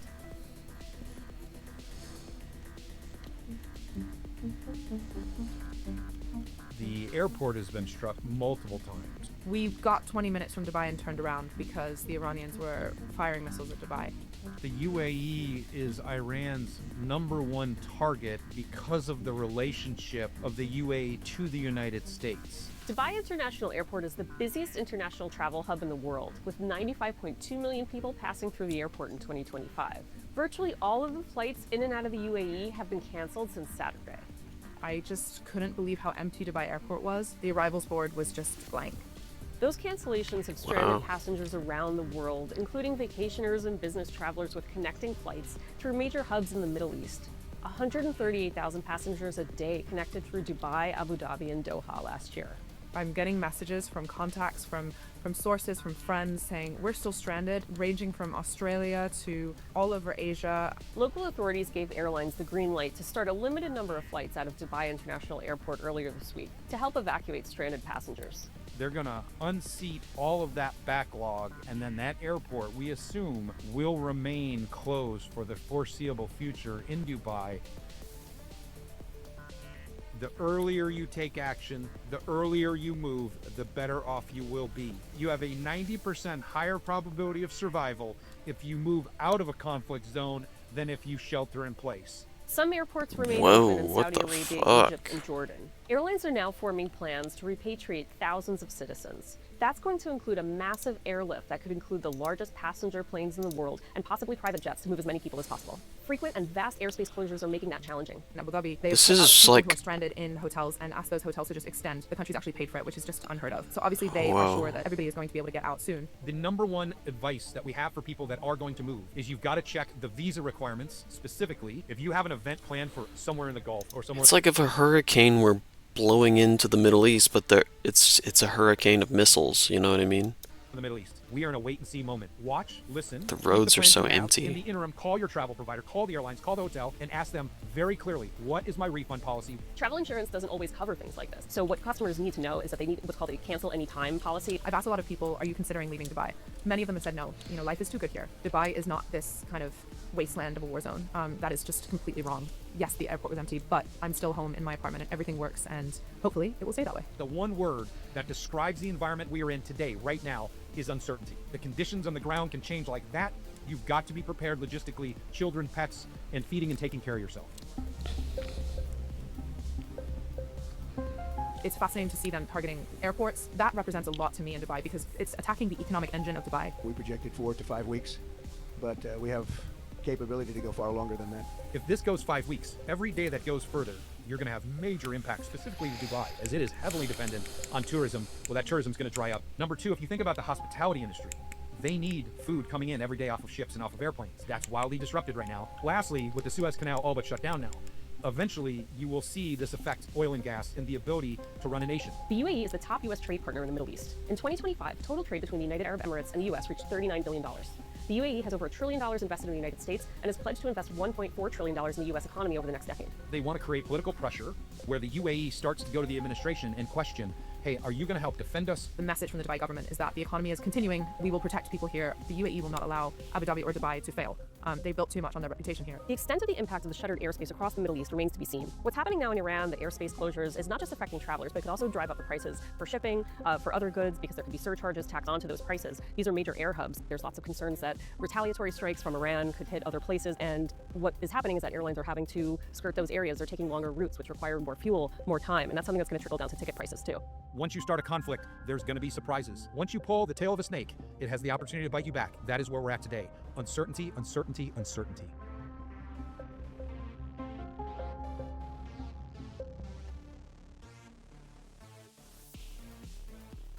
Шановні друзі, шановні колеги, Радий вітати в Києві новопризначеного міністра закордонних справ України є послідовною та незмінною. Іранський режим десятиліттями тероризує регіон, підтримує та фінансує терор.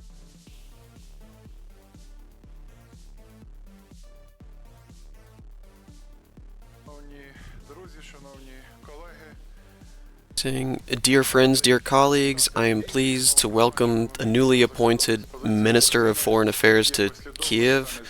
Ukraine's position is consistent and unchanging. The Iranian regime has been terrorizing the region for decades, supporting and financing militant terrorism that brings instability to other countries, and abusing its own people. That is why we are always on the side of the Iranian people. What is Ukraine's position on the joint special operation? Long-standing systemic human rights violations, brutal repressions, executions, persecutions, and house arrests testify to a deep crisis in the internal politics of this state. And I emphasize that the regime in Tehran had every opportunity to prevent a forceful scenario and was given opportunities for diplomacy. Okay, this is just propaganda. Morning. The United States is hitting new targets in the capital city of Tehran. At the same time, Israeli forces are bombarding Iran and Lebanon as the assault is now in its sixth day. Iran, meanwhile, launched a wave of retaliatory strikes throughout the region. 2 Iranian drones fell into Azerbaijan this morning, who warned that it was now preparing a response. The UAE detected 7 ballistic missiles fired at its territory, 6 of which were intercepted and destroyed. More Iranian strikes were also reported in Israel and Iraq, the latest signs of a broadening regional conflict. Meanwhile, the Iranian foreign minister said that the U.S. would, quote, bitterly regret the sinking of an Iranian Navy vessel in the Indian Ocean. Iran, however, denied firing a missile toward Turkey, a day after that country said that NATO air defenses shot one down. And this all comes as the U.S. State Department is calling on Americans to immediately depart more than a dozen countries in the Middle East. U.S. embassies across the region now say that they are able to help citizens evacuate, as members of Congress accuse the administration of failing to properly prepare for the fallout. Let's bring in MS Now international reporter Inez de la Cuetara. She joins us live from Jerusalem. Thank you for being with us again today. Give us the latest from the region. There's been reports that Iran has not been able to launch as many missiles in the last, say, 36 hours as it did in the first days of conflict. But the rockets are still up there, and the war continues to widen.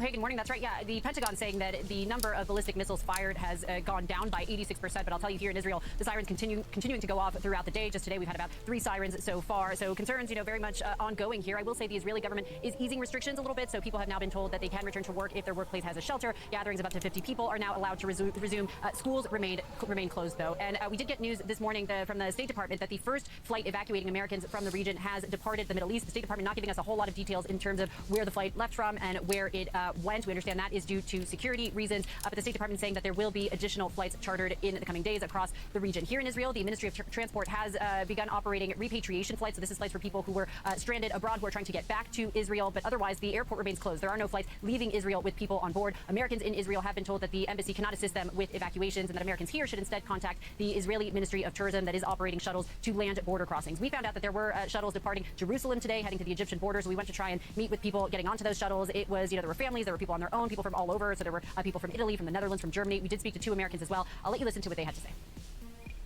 When we got the alert the first day, I did call the embassy. I believe that was Monday, if I'm remembering, and it was closed that day, so I wasn't able to get through. That was a little disconcerting, you would think. But otherwise, I didn't actually try to contact the embassy or the State Department because we had already acted quickly to book our flights out of Taba. So we had pretty much already arranged everything by the time the State Department started getting organized and getting other people out. And we did get an update from them moments ago. They tell us they are almost there. They can see a lot in the distance, so they're almost at the border crossing. From that point on, they're going to be heading to the Taba airport. They've been told there have been additional flights to Athens that will be operating out of Taba, so they're going to try and get to Athens, and then from there they will make their way back to the D.C. area, and they tell us they are very happy to be heading home. MS Now international reporter Inez de la Cuetara. Inez, thank you again. She joined us live from Jerusalem.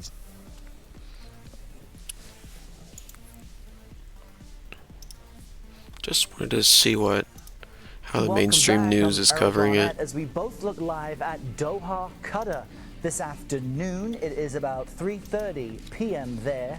Explosions were heard this morning in the area as the conflict in the Middle East grows. Here's a look at Thursday's top stories. The U.S. Central Command shared an unclassified video late last night. Officials say this shows Iranian mobile missile launchers being destroyed. Defense Secretary Pete Hegseth says the U.S. is accelerating, not decelerating, its war with Iran. Senate lawmakers voted against the War Powers resolution that would have reined in President Trump's authority on Iran. The House is set to vote on their own version today, but it is likely to fail there as well. Democrats are still pushing to rebuke the president as the administration shifts its justification for this war. They've disrespected the American people and disrespected Congress by not even trying to make the case for the war with Iran. And that's why I'm going to be voting yes on this war powers resolution. I think passage of a war powers resolution right now would be a terrible, dangerous idea for all the reasons I've just explained. It would empower our enemies. We're not at war right now. The U.S. military has named the two other U.S. That's service so members killed in the crazy. attack on a Yes, command we center are. in Kuwait. Officials identified 45-year-old Major Jeffrey O'Brien and 54-year-old Chief Warrant Officer Robert Marzan. The Pentagon says Marzan's remains have not yet been positively identified. Gas prices jumped once again overnight. AAA is reporting the national average is now $3.25 per gallon. That's an increase of 5 cents since yesterday. CBS News Money Watch correspondent Kelly O'Grady explains why we're seeing this jump. The U.S. is less reliant on foreign oil than we were in Yeah, we know. Well, good morning, everybody. What's up, fucko? Well, General Donovan and I are pleased to welcome all of you to Southern Command this morning. I'm honored to be the first Secretary of War to lead a hemispheric defense conference like this in more than 30 years. Eat a This dick. conference is about you. This conference is about us. This conference is not called This is about you, bro. America apostrophe S, America's Counter-Cartel Conference. It's the America's Counter-Cartel Conference. This is about what we together can do. You know, it's been more than 200 years since our nation struggled for independence from foreign rule. The War of 1812 was about the United States defending its independence and protecting its territory. Nope, I can't do it.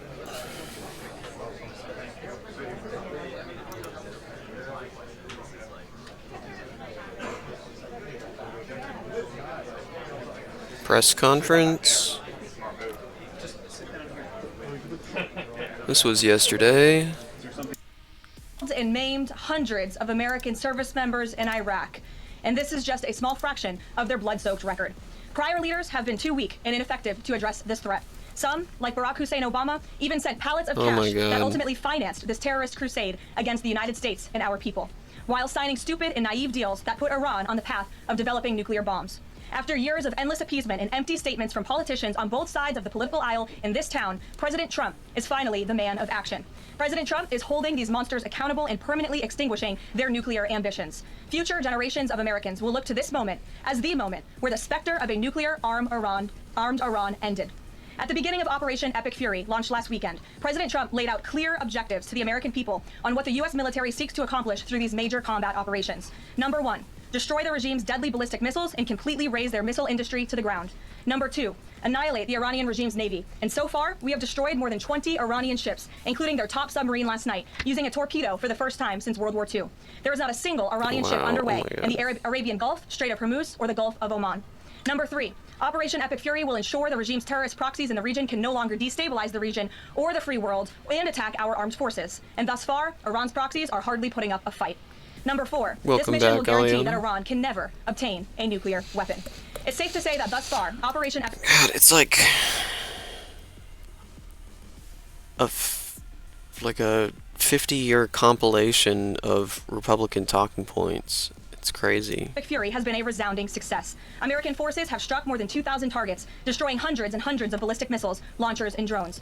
As This is how they justify what the fuck they're doing. the Department of War said this morning, we expect to have complete and total dominance over Iranian airspace in the coming hours, clearing the skies for our brave warriors to continue achieving Nazi Barbie over here. these noble and long sought-after objectives. There's been a lot of misreporting and intellectual dishonesty from the American media on why President Trump decided Shut to launch up. this operation. So let me remind you, Operation Midnight Hammer, which took place last June, obliterated Iran's 3 major nuclear sites. Yet the terrorist Iranian regime has remained fully committed to rebuilding its nuclear program. How do we know this? Because Iran has pursued this path of war and violence despite President Trump dispatching 2 of his top and most trusted negotiators to engage in exhaustive and good faith negotiations to try and reach a deal.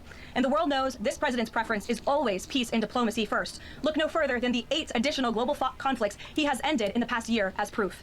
Unfortunately, the terrorist nice. Iranian That's regime cool, refused to negotiate in good faith. Aliana. They chose this path of violence and destruction, and they are reaping the consequences of their horrible decision. The regime did what they always have done. They lied. They delayed. They tried to string the United States of America You along. lied. They wanted to buy themselves time. America to has been lying this whole time. Weaponry that could harm our U.S. personnel and troops in the region, and to continue aggressively pursuing their unacceptable nuclear ambitions. U.S. negotiators offered to lift crippling sanctions on Iran and even provide. The Pentagon says the U.S. is prepared to ramp up efforts there in the Middle East during a briefing today ahead of the Senate's War Powers Resolution vote. Defense Secretary Hegseth said a Navy submarine sunk an enemy ship using a torpedo, the first attack of its kind since World War II. ABC's Christiane Cordero has the latest from Washington. Video posted online by the Defense Department shows the moment a torpedo hit an Iranian warship in the Indian Ocean. This is the first time a U.S. submarine sunk an enemy ship since 1945. The latest attack comes as the Pentagon announces some 50,000 U.S. troops and additional weapons are now part of the mission. Defense Secretary Pete Hegseth is adamant efforts across the Middle East are ramping up. More and larger waves are coming. We are just getting started. We are accelerating, not decelerating. More bombers and more fighters are arriving just today. Joint Chiefs of Staff Chair General Dan Kane says the U.S.-Israel operation has hit more than 2,000 targets, adding the shots fired by Iran's Theater ballistic missiles are down 86% from the first day of fighting. Satellite images show some of the structures hit, including those of Iran's senior leadership. Iran's Red Crescent says more than 700 people have been killed. 6 American service members have also been killed in Iran's retaliatory strikes. The Pentagon has identified 4 of them killed in Kuwait. To the families of our fallen, we grieve with you today, and we look forward to welcoming your family members home at Dover in the coming days. In Iran, thousands gathered at a mass burial for the more than 150 girls Iran says were killed in a strike on an elementary school. The That's Pentagon cool, has repeatedly Aliana. been pressed on what happened. All I can say is that we're investigating that. Christiane Cordero, ABC News, Washington. Hegseth today also said the person who plotted that attempted assassination on President Trump in 2024 has also been killed. He said that person was not the focus of any operation, but that he personally made sure those responsible were eventually on the target list. The best way to stay connected with around-the-clock updates on this conflict in Iran is by downloading that free WHAS 11 Plus app. You asked the question. I'm going to answer your question. Now you're going to yell This at was me? what I spent You're my going to yell at time me. doing. I'm a survivor trying to look out for other survivors trying to and protect I them. was taking care You of waited the 6 people months who to lost get here today. 3,000 6 months, lives. and now Thank you, Mr. Chairman. Madam Secretary, thank you for Crashing the fuck Secretary out. Clinton, is your husband someone the committee should investigate? My husband will be here tomorrow. You'll have a chance to ask him questions. So my question is your husband someone this committee should investigate? Ask and answer. Apparently you are. You've subpoenaed him. He's going to be here tomorrow. In your testimony before the break, you discussed why you believe President Trump should testify before a committee due to a, quote, pattern of behavior, end quote. You testified that a pattern of behavior warrants accountability. So I want to make sure I understand your standard correctly. The pattern of behavior you describe includes being held civilly liable, indictment, sexually deviant behavior, correct? Yes. In 1998, your husband was found civilly liable for sexual misconduct with Paula Jones and for that sucks. $850,000. Is that correct? Yes. By your standard of pattern of behavior, should your husband testify before this committee? He is testifying tomorrow. All In anti-fascist 1998, music, President Clinton was cool. impeached on charges of perjury and obstruction I of like justice it. directly related to his extramarital affair with Monica Lewinsky. Is that correct? Yes. And your husband was impeached for perjury related to sexual behavior, correct? I didn't understand what you said. Your husband was impeached for perjury related to sexual behavior, his sexual behavior. He was impeached for several reasons and then was acquitted in the Senate. And your husband flew on Jeffrey Epstein's plane 17 to 26 times, correct? He made several trips with different legs on the trip, as I recall. But he flew on Jeffrey Epstein's plane 17 to 26 This times. line of questioning is meant to break the person's confidence. You make them admit to a bunch of fucked up shit that they don't want to admit to. They did this to Epstein as well, with the, like, so is it true you have an egg-shaped penis? But anyway, this is in order to rattle them so that when the real questioning comes in, they have no defenses. Would you like to partake in the creation of the album, Joel? I'll let you pick which songs you'd like to cover. Ooh, a cover album would be fun. I'd love that. That sounds like a great idea. Service was dropped on some of those flights? That is not my understanding. Were they not on some of those flights? That is not my So understanding. your understanding is that Secret Service was on all of the flights that President Clinton was on? That is my Epstein? understanding. By this standard of behavior, multiple credible accusers, including Juanita Broderick, who alleged rape against your husband was disbarred in Arkansas, lost his law license before the Supreme Court, flew on Epstein's plane dozens of times, visited Epstein's island. That is not true. That is absolutely untrue. Well, there's documentation in the DOJ files. I'm not sure you're aware. Your attorneys have told you yeah, that it Jeffrey is. Epstein told one of the victims to lie to investigators, to lie that Bill Clinton was ever on Epstein Island. I can provide that document to you. We would like that document, please. Yeah, counsel, because actually the files say It's a just cool the opposite. idea. Epstein himself denied he was. These are FBI notes from an interview with a victim, and I can get you the victim number and the case number and the files. These are notes from a 302 If interview. you'd like those, are you going to provide those now? I don't. That's not my line of questioning. She brought it up. But I have a I'm document. sorry, I can you're give making a representation as to the fact. I didn't enter something anything as an that's- exhibit. But it's factually inaccurate. No, I can give it to you later. I can go find a document. What's copy up, of it and give it to you Yoshi? this afternoon. How's it going? Okay. By your standard of pattern of behavior, according to documents released by the Department. You predicted all of this 2 years ago, for real?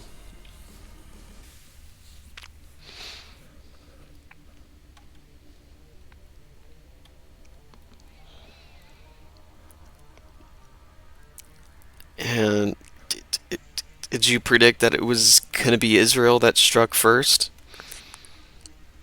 And that Trump is jumping on board to help cover up the Epstein files to draw attention away from it?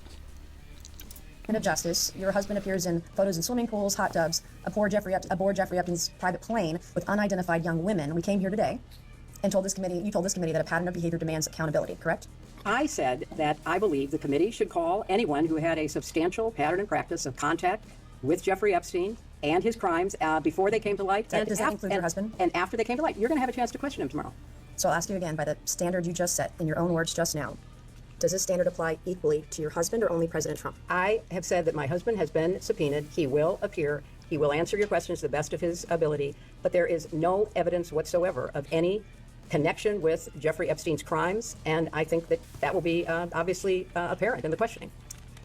What makes you so sure of that then? I mean, he's photographed with... Objection is to speculate on something that's not. Yeah, it is so speculative. I mean, swimming in a pool, sitting in a hot tub, there are millions of people who do that without any improper behavior or certainly committing any crimes. Ooh, the gaslighting. Shut the fuck Your up. husband that did anything wrong by whether being surrounded by young women, giving them massages. He flew on the fucking Lolita Express to get there, Clinton. Shut up. That have not been proven and I don't believe are provable. Okay, why did you wait 6 months to have this hearing today or have this testimony? You know, I've answered that. I thought that given the way that other witnesses who were subpoenaed at the same time were being treated, that there was Yes, an exactly. unfair, At the very treatment of least, both my husband I and predicted myself. some distraction shit And would go down I right thought after the that, Epstein especially files got from my released. perspective, I Yeah. had very little, if any, information. It was to gonna be provide, something. And that I could have done it in a sworn statement, and you could have moved on to depose somebody else who might have more information that would be beneficial to your I have two more questions, and we're going to pass it to Congresswoman I Luna. thought they were After just Jeffrey gonna, Epstein was convicted, did it concern you at all that you had taken a substantial amount of money from Jeffrey Epstein? That's an Take inappropriate Greenland and shit, assumption. I but- did not take a substantial amount of money from Jeffrey Epstein. But why So do far as that I when know, you can Jeffrey bomb Epstein Iran? contributed to the joint committee that was supporting my Senate race. Which was how much? I believe I was told $20,000. You don't consider $20,000 substantial? I do not consider it relevant to me because I have no recollection that I ever knew that he gave any money to So you the were telling your donors that gave $20,000 to your campaign? My understanding of the rules back then is that there man. was no coordination between the committee and the campaign. So, no, I have no recollection. But that doesn't mean you can't speak to your donors. That doesn't prohibit, the law does not prohibit you speaking to But donors. I didn't know he was a donor. As far as I knew, he was not a donor until I learned this in Did it preparation concern you for at all the that Ghislaine testimony. Maxwell was heavily involved with people you knew and were close to? I knew people that I knew her. Yes, that's true. And you just shrugged, you didn't want to look into it or have any Nobody, question you know, about it? until her crimes were revealed and she was indicted and tried and convicted, I don't think people knew very much about at all. And what then she how do was you know doing. This is fascinating. I know Howard Lutnick because when I was senator on 9/11, the firm he headed, Cantor Fitzgerald, Rehearsed suffered response. the greatest loss of life. As I recall, something like 650 of his employees were murdered by terrorists that day. Howard Lutnick missed being a victim. Appeal because to he was emotion. delayed dropping I know his that. child Yes, off to yeah. kindergarten. You asked the question. I'm going to answer your question. Now you're gonna This yell. was what I spent You're my going to yell at time me. doing. I'm a survivor trying to look out for other survivors, trying to and take I care was of them. taking care You of waited the 6 people months who to get lost here today. 3,000 6 months, lives and now you're being at World defiant Trade and Center. indignant today. You asked me I about have met Howard with Lutnick. Epstein survivors. I'm a survivor myself. You have emails. You've denied that Jeffrey Epstein, that you tried to get Jeffrey Epstein to give money to you. I did but not. Howard Lutnick was If you used have an to get email money. with me asking Jeffrey I Epstein have for an money. email from Howard Lutnick sending it to Jeffrey Epstein and his people to I raise don't- money for I don't you know about- for an event, an intimate event for you at his offices Well, at Cantor Fitzgerald. You're look, going to sit here if you- today if you would and, let me and finish. obfuscate and say to this committee, you didn't try to get money from Jeffrey I Epstein, didn't. but there was an intimate event in an email that Howard Lutnick emailed to Epstein's people and Epstein to get him to come to your intimate event at Cantor Fitzgerald. Fucking Very small event. grill And so her, I'm not gonna- dude. You want to yell at me? That's fine, but I'll yell right back. Well, okay? I am looking out for it's survivors. very- I'm doing the job that you would not do and refuse to do as Secretary of State. Thank you, and I yield back. No, I'm going to finish answering the question. Let's which I have a right to fucking do. go. I am very sympathetic That's to your crazy. personal situation. I have read about it. I have seen you testify or speak on the floor about it. And I very much sympathize with They not had to only what you secure went through, but Venezuela appreciate your effort to oil stand up before for they survivors. laid siege to the I Strait am of a senator Hormuz. representing the people who Oh, were murdered yeah. on 9/11. Nobody lost more people than Howard Lutnick. You can. So that when the Strait of Hormuz and was closed, it didn't affect the U.S. military at all. Wow. Say whatever you want. You can call them and have. I mean, prices are rising for the American people, but not for, like, the American war machine marches on. And Iran is buying munitions and oil from China and Russia. Have him appear before the committee. But I knew him as the man. It's fucking who World War lost III, dude. The employees that he knew intimately, including his brother. And he was so I worked. Let her finish her answer, please. Let her finish her You answer. know what? If you don't want to hear what emotionally affected me, that's fine. But that's why I know Howard Lutnick. I went to the memorial service every 9/11 after the formal service was held. I see what you're doing with here. all, You're with all of his people, the families. Obfuscating CIA tactic. We worked together because we had a lot of victims to take care of, and we worked together to rebuild downtown Manhattan. That is how I know Howard Lutnick. So crazy. That was one of the most remarkable, fascinating videos I've seen in a long time. So you have the Department of Justice removing evidence of Epstein's supposed suicide. The DOJ has also removed at least 65,527 pages. CBS News. Yeah, White House we saw that earlier. in response to the He got his arm broken. Has done more for Epstein's victims than anyone before him, unquote, and has been, quote, totally exonerated on anything relating to Epstein. Also, They broke his fucking arm. You can help build the only independent news outlet, always on the ground with the people for as low as 16 cents a day. Corporate media we've alliance with for years, and you're going straight to the people. Flint, Michigan. Brooklyn, New York. Government sending one more few to the residents of Chicago. We need as many independent voices as possible, and that's why what you guys do is so important. Covering what the corporate media covers up. Trump Justice Department is removing tens of thousands of pages from the publicly accessible version of the Epstein files. This is based on reporting from CBS News. Let's get into it. This is what they have to say. The DOJ has been taking down Epstein files. Here's what remains. After removing tens of thousands of files, the Department of Justice currently makes public about 2.7 million pages of documents related to Jeffrey Epstein, a CBS News analysis found, a number below the department's initial claim of 3 million, and a total that continues to fluctuate.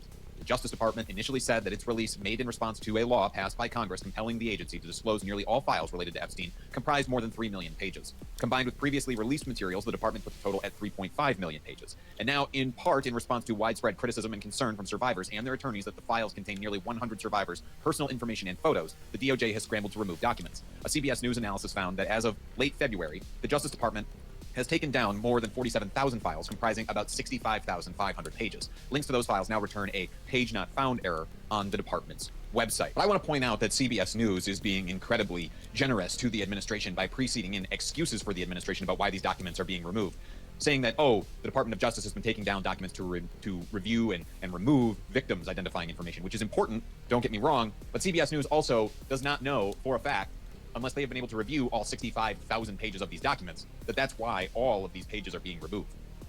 If the Department of Justice is not going to publicly address why it is removing these tens of thousands of pages of documents, I would expect CBS News, as supposedly some journalistic institution, to try and act with, I don't know, a little bit more skepticism about the federal government's claims, especially when they have proven time and again not to be a reliable actor, especially as it relates to the release of the Epstein files. This is not the first time, as well, that we have heard about files being removed from the publicly accessible database that the Department of Justice was ordered under law passed by Congress to release. We had also heard they had been removing documents that, in part, illustrated the totality of evidence that the Department of Justice had about a credible accuser against the President of the United States of sexual assault against a minor. The Department of Justice had done a number of interviews with this accuser, but a document that showed that that accuser had been interviewed 4 times was temporarily removed from the CBS literally has an Eye of Providence in their logo, bro. Returned to being publicly accepted. On this, the March 3rd, 2026 edition of What's Going On with Shipping, we are in some dire straits. I'm your host, Sal. Good one, Conlan, Dad. Welcome to today's episode. That's right, you can't get your money for nothing, nor your chicks for free. Very politically incorrect song from the 1980s, but hey, I want my MTV, and it's no longer there. As you may guess from the title, situation in the Strait of Hormuz, the Persian Gulf, is not good. We went full Tom Selleck today on the shirt because we need to be on code red for the situation that is developing in the region. We're going to cover This all guy's of it for you cute. and give you your recap so you can hit I've off never for the called day, another man understanding cute how before in my where we are life. regarding the Strait of Hormuz. Except If you're new to this the channel, guy. Take a moment, subscribe to the channel and hit the bell to be alerted about new videos as they come out. All right, we're going to go a little bit kind of major info here on the screen as we lay everything out for you. Over here to my right, you're going to see the screen of the Strait of Hormuz. Now, I went back to February 28th because I want you to see what the strait looks like before everything hit the fan. And we're going to talk about a couple of ships that actually ran the strait last night. Yeah, we actually have ships that are transiting the Strait of Hormuz. They pulled a Leroy Jenkins through the strait and ran through it. If you don't know that reference, it's one of my favorite references of all times. But first, I want to cover the JITMIC update. No, man, nobody knows that reference. Center. This works in conjunction with the United Kingdom's Maritime Trade Operations Office, UKMTO, also with the Combined Maritime Forces out of U.S. Fifth Fleet. So a couple of key things here. Number one, they have raised the regional risk level assessment to critical. We knew that beforehand, so this is the highest of all levels. I'm getting a Department of Homeland Security code alert here in some ways, but red is critical, and that's where we're at right now. Going on here, they talk about the confirmed vessel attacks, and we talked about quite a few of these recently. So you have the Skylight here, which was a vessel that was hit. This is the one just south of the Strait of Hormuz that was hit. The MKD Viam, this was a crude oil tanker out in the Gulf of Oman. We are now getting reports. There was a report out from the war zone saying it was hit by an unmanned surface vessel, very akin to what we saw happening out in the Red Sea. So I guess the Iranians are learning from their students, the Houthi. An unmanned surface vessel? Involving the Hercules Star and the Ocean Electra, and then did the whole video yesterday on the hit on Stena Imperative. It sounds like Stena Imperative wasn't so much struck by missiles, but probably by debris or shards of either interceptors or missiles blowing up overhead. But in that case, in Stena Imperative, we lost a dock worker. In the case of MKD Viam, we lost a crew member. Going on here, we have confirmed known maritime infrastructure attacks. I got a story here later on from Lloyd's List that gives you an update on all the ports. We are seeing some disruptions in and around the ports. In particularly, the Ras Tanura major oil facility in Saudi Arabia was reported closed due to attacks, and we are seeing the Iranians attacking some infrastructures in and around the area. This is of significant note. We're seeing targeting of infrastructure, and particularly the pipeline that runs across the peninsula here of the UAE. That is major because you can get oil out of the Persian Gulf via that pipeline. It's one of the reasons you see all these large ships here off Fujairah. And so if you lose that pipeline, that is a major problem for them. Port and anchorage congestion, obviously a big thing. As we see ships congregate south of the Strait of Hormuz and to the west of the Strait of Hormuz, this is going to create a problem. I have this kind of akin to what we saw with Ever Given across the Suez. When Ever Given cut off the Suez Canal, it closed the Suez Canal, literally closed it. You could not get past it. That resulted in 450 ships piling up at both ends of the canal. We're kind of getting a similar situation here. If you're looking at the video of marine traffic here, you're seeing that the strait is starting to get denuded of ships. We're seeing it slow down. You're seeing those last kind of tankers coming out at this point, and this is back on the very end of 28 February when this took place. The congestions do create some problems because they can be targeted, and you have these massive port congestions. We don't know, for example, what U.S. Central Command is doing to provide defense for these commercial tankers. We do know that as of yesterday, they were telling commercial ships, you're basically on your own. There's just not enough assets in the area to provide protection for shipping, and that is an issue we've talked about quite a bit. There are 5 U.S. flag vessels of Stena Imperative and 4 others that are in the Persian Gulf. There are U.S. flag vessels outside of it, and then there's all this other international shipping that's in and around the area. Then we have this Strait of Hormuz traffic assessment, and I'm looking forward to get the data coming up here regarding this and where the situation is with regard to the amount of ships going through. So when we look at this data right here, I'm going to get a little bit close to you, I apologize here, but what we see here is 55 ships heading eastbound out of the Strait of Hormuz on 28 February, 43 on 28 February, so we got roughly about 100 ships coming out, and that drops down to 18 ships on 1 March, and it'll drop more. Now, we're still getting some ships going through, let's be clear.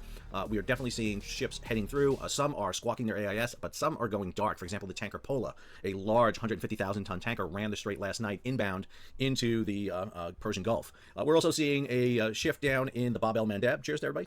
And we're going to talk more about that. This type of data, quantitative data like this. So crazy that you're still going through the strait while there's war going on. That's so wild. So recently, as a part of the US government's attacks on Cuba, they have been trying to disconnect Cuba from, like, basically any contact that it has with any other country in whatever way they possibly can.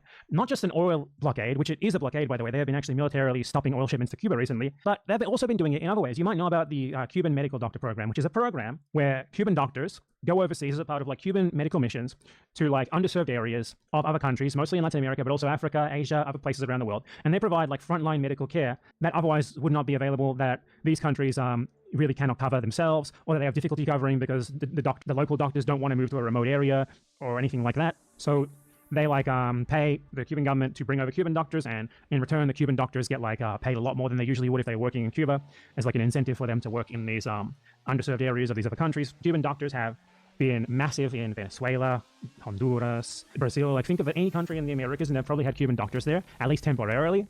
They are absolutely essential to the functioning of basic healthcare services in many underserved areas, particularly rural areas where lots of indigenous people are all over America. Can you listen to a song called Hidden Agenda Donald Trump has by been putting pressure on governments Reno. that get help from Cuban doctors to basically cancel these agreements and deport them and just leave these communities with literally zero medical services instead of having Cubans there.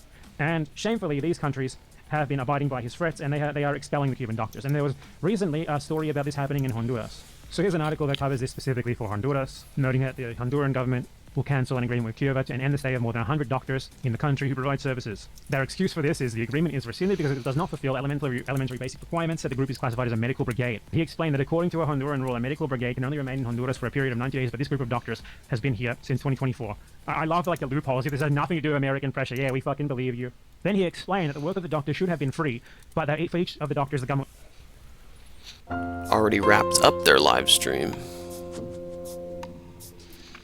We're gonna catch the entire thing. Summary of some of the latest developments this week in Palestine.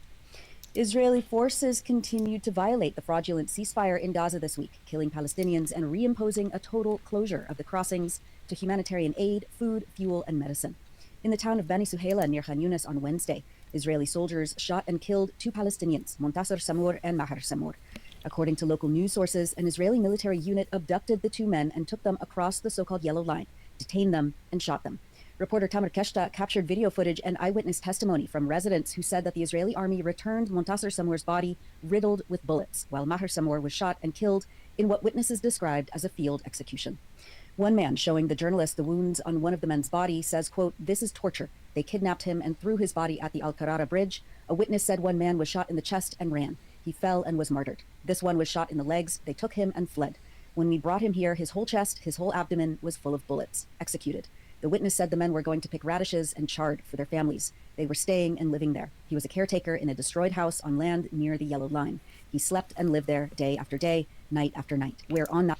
A tale that could have been a week ago, 10 years ago, 20 years ago, 30 years ago.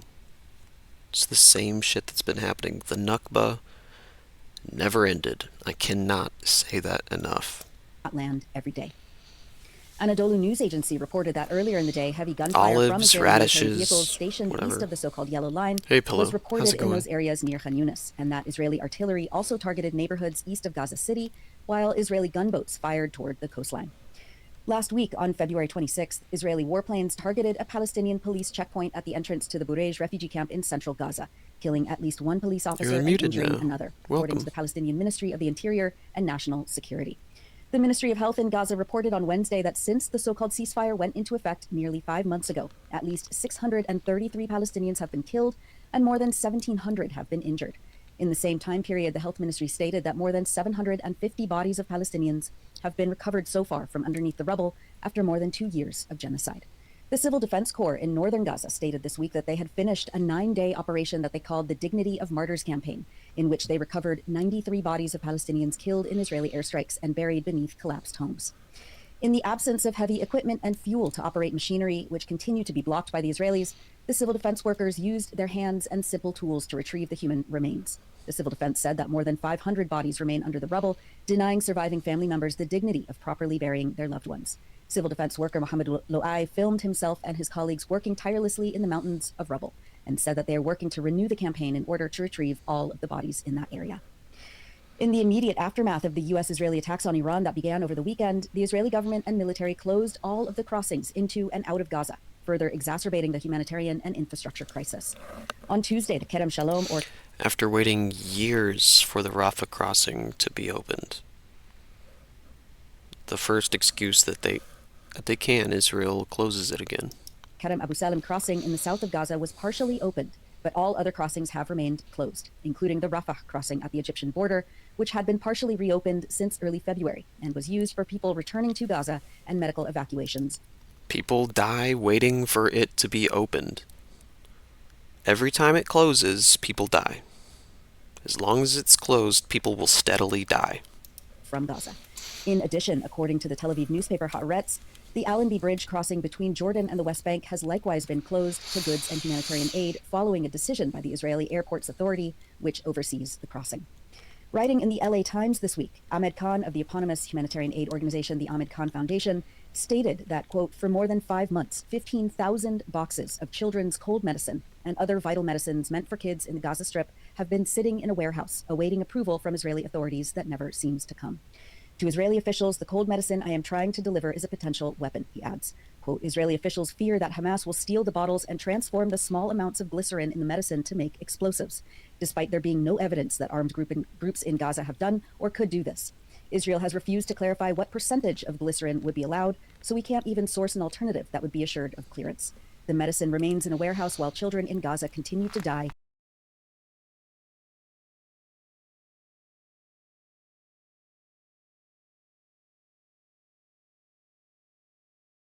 53 people have reportedly acquired new disabilities. This includes 496 new amputations, 186 spinal cord injuries, and 171 traumatic brain injuries. The UN added that despite rising needs, assistive products, including prosthetics, continue to be classified by the Israeli authorities as dual-use items, which severely restricts their entry into the Gaza Strip. During this period, only 300 artificial limbs were allowed to enter Gaza under the health cluster framework, while the cumulative number of amputations since October 2023 now exceeds 5,000, in addition to the 496 new amputations recorded since the ceasefire. Shelter materials are also being heavily restricted by Israel. According to the UN spokesperson Stefan Dujarric on Wednesday, if the rainy season continues, hundreds of thousands of people whose homes have been destroyed remain at risk of flooding in their dilapidated tents. Dujarric said that 8 temporary relocation sites have been established in Gaza, but critical materials remain out of reach. Quote, we and our partners still do not have the tools and the materials to make shelters that are longer lasting, he said, noting that the entry of these supplies continues to be heavily restricted and they're difficult to find on the local markets. Such supplies include toolkits, timber and cement to repair homes, and heavy machinery to clear rubble and to make more space for dignified housing. Turning to the occupied West Bank, dozens of Israeli settlers attacked the village of Karyut near Nablus in the north on Tuesday. One of the attacking settlers is a reservist soldier who shot and killed 2 Palestinian men, Mohammed Taha Muammar, who was shot in the head, and his brother Fahim Taha Muammar, who was shot in his lower body. Eyewitnesses reported that armed settlers carrying rifles and iron bars stormed homes in the southern part of the village and opened fire on residents. At least 3 other people were injured in the attack, according to Middle East Monitor, including a 30-year-old man with a shoulder wound, a 32-year-old man with a knee injury, and a 15-year-old boy who sustained a gunshot wound to the shoulder. Also on Tuesday, Israeli forces opened fire on a Palestinian man and a child in the Askar refugee camp east of Nablus on the second consecutive day of invasions and raids by the army. The Palestine Red Crescent Society reported that its teams treated a 20-year-old young man who was shot in the foot with live bullets and an 11-year-old child who was shot in the hand. The army conducted home raids and subjected residents to interrogations, the local Wafa news agency reported. On Wednesday, Wafa reported that Israeli soldiers shot and injured 5 Palestinians in Jenin during an invasion in the central part of the city. A medical source at Al-Razi Hospital in Jenin told the news agency that among the injured was a young man who was shot in the back, with the bullet exiting through his chest, leaving him in critical condition. And in Jerusalem, Israeli occupation authorities closed the Al-Aqsa Mosque compound since the U.S. and Israel launched attacks on Iran, preventing worshippers from entering the mosque and the surrounding courtyards during Ramadan. Israeli forces have imposed an almost complete closure of the occupied West Bank since Saturday's attacks on Iran, locking barriers and gates and closing all checkpoints until, quote, further notice, as Kogat, the Israeli military's bureaucratic wing, said on February 28th. We've published many features in the last week, but we wanted to highlight Saving Lives at a Time of Slaughter by Samah Zahar Zakut, writing from Gaza. Zakut profiles Dr. Bakr Abu Safiya, a 65-year-old senior surgeon who worked at Al-Awda Hospital. This for a second.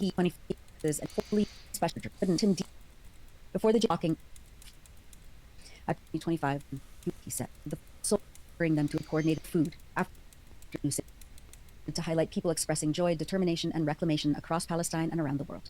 In Gaza, the paracycling team and mutual aid organization, the Gaza Sunbirds, rehabilitated an area in the Burej refugee camp in central Gaza to build a volleyball court for the children. They say, quote, 52% of our land is now occupied. We're here at the Yellow Line in Burej camp, claiming our streets through sports and tradition. This volleyball court is one of many activities we have planned to bring sports to every corner of the strip. Ramadan Kareem to you all from Gaza, the Sunbirds say. And that's it for the news roundup. As always, go to electronicintifada.net for much more, especially to read our new features by our brave writers in Gaza. You're watching the Electronic Intifada live stream. I'm Nora Barros-Friedman with my colleague Ali Abunimah. Hi, Ali. Hi, Nora. Thank you for that news roundup. Yeah. It's so important to keep the focus on Gaza right now with everything that's happening. Understandably, people are worried and concerned, and we're going to talk about all of that. Yep. But we are going to keep the focus on Gaza with our next guest. Yeah. And then, so we're going to go watch the interview that we did recently with Donya Abusita, our contributor, a teacher, a writer, a medical student now. And then we'll come back and you're going to take us through kind of a broad analysis of what has been happening with the U.S.-Israeli war on Iran and the repercussions. And then we'll hear from John, of course, about the kind of granular military analysis. So it's a full show today. Let's go to Donya, and then we'll be back right after that. I'm Ali Abu Ni'mah here with my colleague Nora Bowers-Friedman. And just a reminder that you're watching and listening to the Electronic Intifada live stream. We're pleased now to be joined by Donya Abusita in Gaza. She's a long-time contributor to the I want to Electronic get to Intifada John show Elmer's and recently analysis studied here. Medicine. She also recently wrote few days, a slowing of that into a battle of foes that are hosting. That are happening. Senators, the last 6... It's a different world. Tomorrow, of course. Let's bring John on. Hello. Hello. Hey, John. Yeah. You guys? Yeah, you too. I mean, like all of us, you've been glued to your monitors the last 6 days. Talk about where, I mean, the military analysis here. It's unprecedented. I mean, there's so many fronts, that are happening. And give us a thumbnail sketch of what you're going to walk us through. Yeah, I mean, I think this time Iran was ready for this war, and they have a clear plan. They're executing it. They're bringing pressure down on the collaborator regimes that are hosting American bases, and they're taking their time. They're not in a rush because, as Ali said correctly, time is on their side in this battle. So I think that what we've seen in the first week was still significant, was more than we saw in the entire 12-day war. So the tempo is higher, but we've seen, I think, over the last few days, a slowing of that into a battle of attrition. That, I think, is the type of war that Iran wants to fight. Indeed. All right. Well, Ali, why don't you do the honors? Well, John, I know you've got a lot to show us from across the region, and people are absolutely dying to see it. And Clamoring. I'm stretching this out, I'm stretching this out to stretch the suspense for them. But take it away, John. All right, thanks. All right, you are watching and listening to the Electronic Intifada. I am John Elmer. This is the Resistance Report for day 881 of Israel's genocide in Gaza and day 6 of U.S.-Israeli war on Iran. I am reporting this on the afternoon of Thursday, March 5th. Things are moving quickly, so keep that in mind. We're going to cover the first 5 days of this war, and let's start with the maps off the top, as we usually do. And this complements what Ali was talking about the Strait of Hormuz. You got the choke point of global energy, 20% coming out from Qatar, and 20% of the oil, natural gas from Qatar, and 20% of the oil that the world uses comes through that strait. Ali covered that really well. Just one thing that I'll add to that is a commander of the naval force of the Islamic Revolutionary Guard Corps said yesterday that the United States cannot escort ships out of the Strait of Hormuz. Trump cannot send his fleet to extract those stuck in the Gulf or open the Strait of Hormuz. Trump says, we will escort the ships if necessary. Now is the time for necessity, Mr. Trump. So come and escort your ships. Of course, that puts them well within range of short-range ballistic missiles, anti-ship missiles. Come escort your ships. The Americans to actually escort those ships. That would be a massive undertaking for the Americans. Oh, They do not have fuck. in the area right now to do that, so it would involve another build-up. So for Within now, ballistic missile range. Yeah. for sure. Come here and get your ships. Bases. These are the main targets of this battle. Each of these countries moving from the shores of Iran out. The UAE, Qatar, Bahrain, Kuwait, Saudi Arabia, Iraq, Jordan, and of course Israel are the main thrust of it. The U.S. has said that it has dropped 2,000 bombs in the first 30 hours of this war. 1,000 were in the first 13 hours of the war. They've struck more than 2,000 targets. The Israeli Air Force said this morning that they've dropped over 5,000 bombs in strikes. The Iranians say 500 ballistic missiles and more than 2,000 drones have been launched. Hegseth, the defense secretary, outlined the mission. He said the mission of Epic Fury is laser focused: destroy Iranian offensive missiles, destroy Iranian missile production, destroy the Navy and other security infrastructure. So this is a regime change operation. And as Ali pointed out, Trump has 47 years of grievances against Iran that they're using to justify this regime change. If we look at the next map, you can see the bases that have been targeted. And these are the key bases in the UAE. The key bases there, Al Udeid in Kuwait is the CENTCOM main air base, and then beside it there in Bahrain is the 5th Fleet, which is the naval command for the entire region. CENTCOM covers basically everything you see in that map and a little bit more. But you can see also targeting in Kuwait. There's a significant force in Kuwait. The numbers in between Kuwait, Bahrain, and Qatar are more than 40,000 American troops in those bases. But the number of military bases and installations that have been targeted by the Iranians are in the dozens. They've also hit diplomatic and strategic facilities like embassies. CIA stations are all in those embassies. And the CIA said this week that they are evacuating all of their CIA offices that are in, usually they're in the embassies, particularly because the one in Riyadh, Saudi Arabia, was hit. And Saudi Arabia also hosts that key air.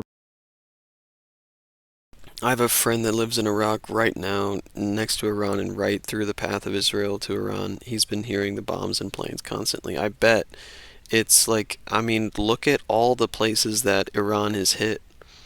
Everything in red that you see, that's where Iran has struck.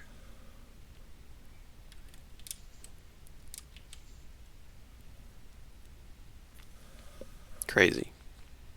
Base Prince Sultan Air Base that you see down in the south there. A friend from Brazil said Brazil has the second most amount of petroleum in the world besides Iran. Yep. And Trump senpai said that China has a secret base in Brazil. What the fuck? Air defense tactic is to concentrate their troops on a few of the bases and then use the carriers that are out, the carrier that is in the Mediterranean and its guided missile destroyers as basically air defense for Israel. If we look at the next map, again, you can see the targets all around. Those are both sides targets as of yesterday. And you can see just how close those Gulf states are and the American bases are to Iran. And that is a huge advantage in weaponry. They do not need their long-range ballistic missiles. They can use shorter range ballistic missiles. And that's the same for traveling the Strait of Hormuz. They can pull out anti-ship ballistic and cruise missiles to hit from close range. Which red dot? At that range. And the Americans don't want any part of that. They haven't wanted that in the Yemen front as well. They keep their carriers as far out of distance as they can. My cam is half covering. I know. So they're I'll move the it. Arabian Sea there down in the bottom right of the map, and the other carrier, the USS Ford, is up off the coast of Israel. Yeah, It's out in the Mediterranean. It's not in Israel. There was a lot of misreporting that it was coming into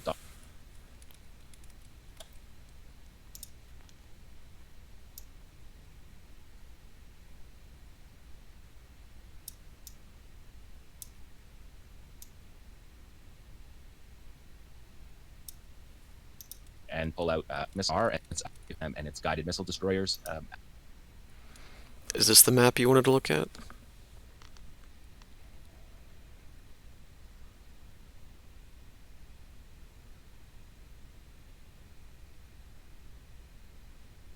A little before this? The other map.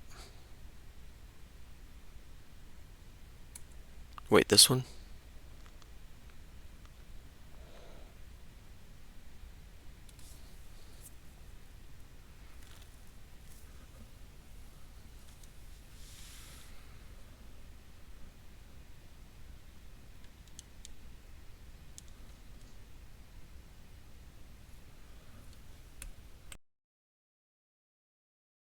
What's going on?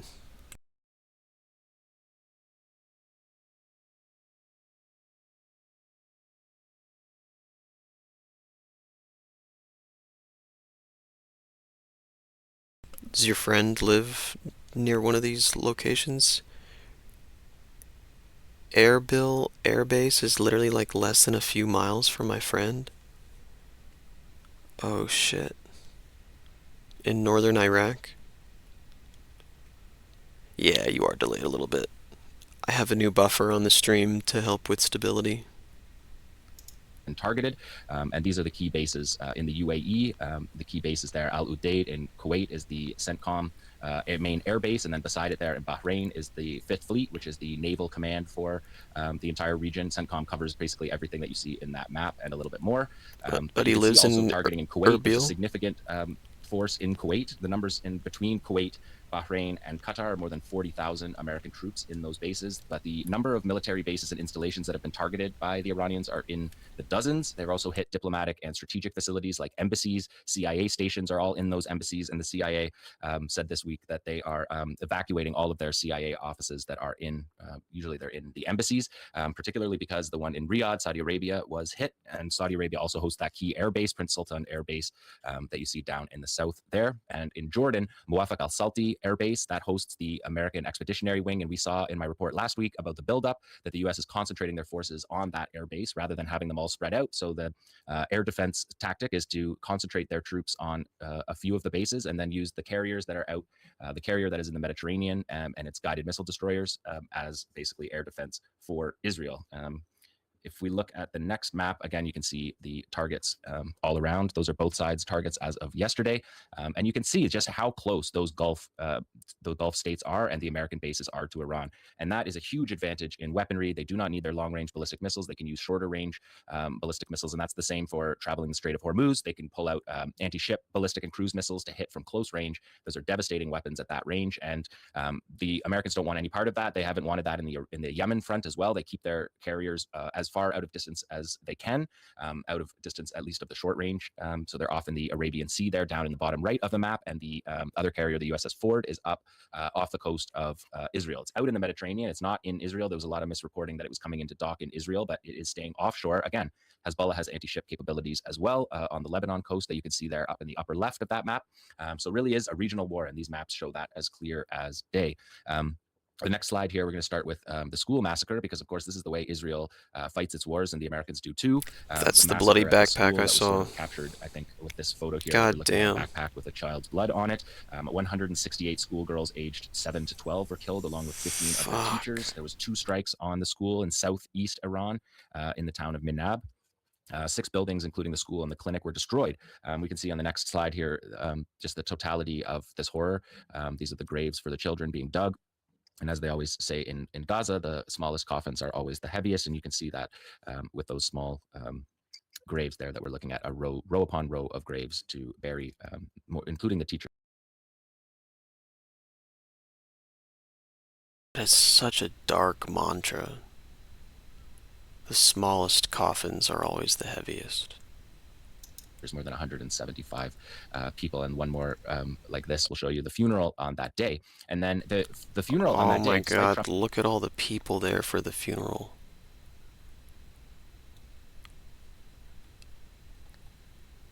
A fence there to keep people from... just to keep people at a distance.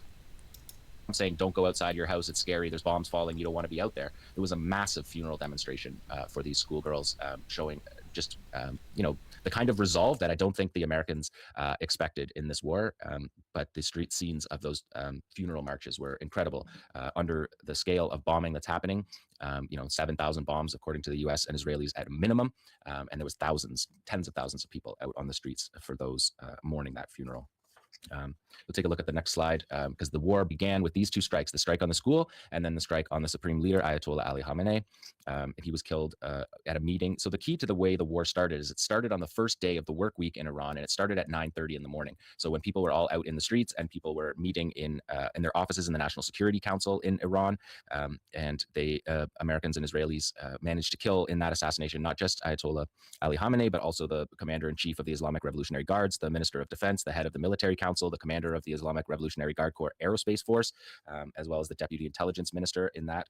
Again, perfidy by the Israelis, because the Iranians believed that they were still in negotiations. After the last round of negotiations just last week, negotiations were supposed to continue, and they had plans to meet again. And so again, of course Iran, they would think that, because that's what they were told. To be honorable, which we know from 2.5 years of war with Israel is not the case. This is a poster you're looking at here that was put out by the PFLP's Abu Ali Mustafa brigades that calls Khamenei a martyr on the road to Al-Quds and Palestine. And also the Qassam Brigade spoke about the martyred leader, and this is what they said. The martyred leader, Ali Khamenei, represented the primary supporter of the axis of resistance, Palestine and its fighters. Indeed, all the Islamic Republic has provided for decades in terms of support and backing for our people and our resistance, at the heart of which are the Al-Qassam Brigades, was by his direct decision and under his full patronage. This great support and backing for the path of resistance constituted an essential and important factor that contributed to the development of the resistance and its tactics, leading to the great creativity it displayed in Al-Aqsa Flood and the legendary steadfastness for 2 full years in the face of the most powerful forces of injustice in the region. So saluted by all of the Palestinian resistance factions. Of course, people who watch this show know that would be an obvious thing that would happen from all of the factions, from the leftists all the way across the political spectrum of the resistance groups. We can see next here a promo that was put out by Khamenei's Office of Preservation and Publication for the works of Ali Khamenei. They put out this missile and drone launch that you can see, and he says here, "We are not the initiators of war. However, anyone who shows their greed and seeks to attack or cause harm will face a decisive blow from the Iranian nation." And here we're seeing buried missile silos, racks of Shahid drones, and then attacks here on the various installations of the Americans in the region. I will go through these operations one by one, but we're seeing them now. Hits in Kuwait, Bahrain, Qatar, Jordan, across the region. Ali Larijani, the Secretary of the Supreme National Security Council, the top security figure right now in Iran, said, "As in the past 300 years, Iran did not start this war, and our brave armed forces are not engaged in any attack except for defense. We will fiercely defend ourselves and our 6,000-year-old civilization, regardless of the costs, and we will make the enemy regret their miscalculations. Iran, unlike the United States, is prepared for a long war." Also, just to note, Ali Khamenei had a fatwa against nuclear weapons for many, many years, decades even, and him saying that was in the preamble of the JCPOA. So, again, putting lie to the American propaganda, as always. But we just cover it here. So we'll go to number 10 here. We'll show a map of missile range here, from their short-range missiles all the way to their more sophisticated high-end long-range solid fuel and advanced missiles down at the bottom, which according to the IRGC have not been used yet. They said they have been saving them and using old stock, but you can see with the concentric rings going out from 300 kilometers out to 2,000 kilometers that they have missiles for every purpose in this war, for each distance, for each outcome. So a significant missile force that has been built up over more than a generation. And is being put into use today. The next map is another one showing their missiles again with a map that you can see the distance, all of it well within range. And they're also within range of drones, which they have been using significantly. And we saw that in the previous 3 Iranian exchanges of fire. True Promise 1, 2, and 3, and this is True Promise 4 that we are in right now. If you look at the next slide, you can see some launches from underground missile bases. And again, this is the key, because the Israelis and the Americans have been showing us lots of footage of launchers being knocked out because lots of them are truck launches. They're easier to track once they have been launched. But when you see these kind of underground facilities, these are very difficult for Israel to get. They don't know where they are, unlike the nuclear facilities where they knew where they were and had previous interactions with the United Nations inspectors and whatnot. These missile bases are not known to the Israelis. There's the Shahed drones. There's their longer range liquid fuel missiles. And you saw a bunch of launches of solid fuel missiles as well. Solid fuel missiles are a lot better because you don't have to load them. You don't have to load the fuel. You don't have to have workers out there exposed while you're loading. And so the solid fuel advanced missiles, which is what we will be seeing in the coming days and weeks, are preferable on the battle space. And these are all being, these are missiles that cost maybe, high hundreds of thousands, early millions, early 1 millions to make. And the interceptors that are knocking them down that are not built as fast are in the $3 million to $27 million range. So there is a massive discrepancy in the outlay of costs in this war, which will also, okay, so he's super close to that air base. The one thing he is near is he lives 2 blocks from the U.S. General Consulate in Erbil. Too much about missile stockpiles and interceptor stockpiles, but I've talked about it on this show a number of times when we were covering Yemen. That the missile math is not. It's very finite. Not too bad. Interceptors are expensive. I guess. The military build-up for this war was very fast. It wasn't planned, so they didn't have a chance to, increase domestic production, which is something that almost can't really happen in the U.S. the way the economy is shaped. Is particularly the military-industrial complex is shaped. So these things will all be significant as the days go on. Iranians 500 ballistic missiles, 2,000 drones, and IRGC said 40% have been aimed at Israel and 60% at U.S. bases and consulates throughout the region. We will go to 13 now.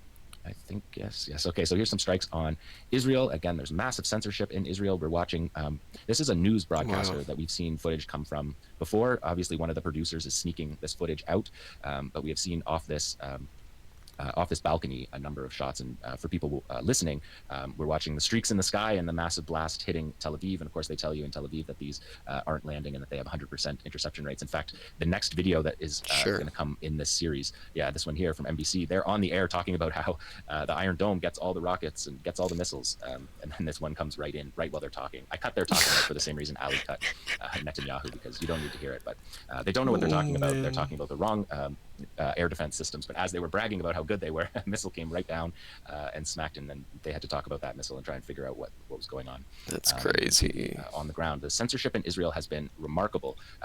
At the threat of jail time will do it, I guess, for people. Also, there's a nationalistic element in it that they don't want to be. I assume that there's a nationalistic element of not wanting to be shown to be humiliated in front of the world. But for whatever it is, the number of videos coming out from Israel compared to the 12-day war, which itself was shrouded in censorship, is even less this time around. This next slide is going to have audio in it.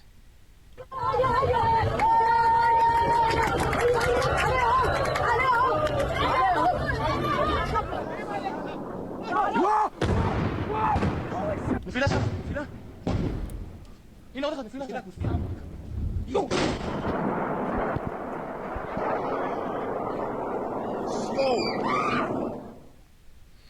So that's from on the ground in Israel. These are all targeting of Israel. At the beginning, what you heard was cheering from children in Gaza.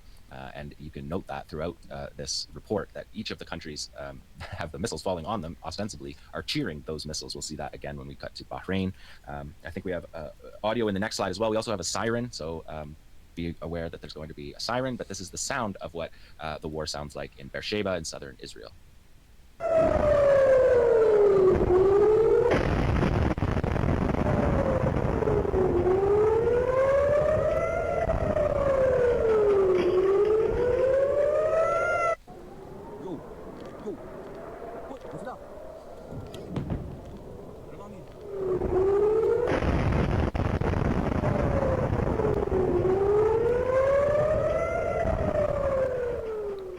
So this was from Monday. It was the 11th wave of Operation True Promise. The IRGC is releasing their field reports in waves that they talk about. And this wave included Beersheba, where there's an IDF industrial communications complex in the city, and that barrage, wave 11, targeted 20 sites across Israel. So spreading out the attacks, keeping the entire country moving to shelters. These are strategies rather than using advanced missiles. They've been saying they're using their old stock up and keeping people on the run throughout Israel from the north to the south, and that is clearly part of the strategy of this. We have, again, audio in this next slide, but we are going to now go to Bahrain. So this is the targeting of the 5th Fleet, the U.S. Naval Command in Manama, Bahrain, number 16. Oh my God, oh my God, oh my God, oh my God. Okay. That one blew my mind.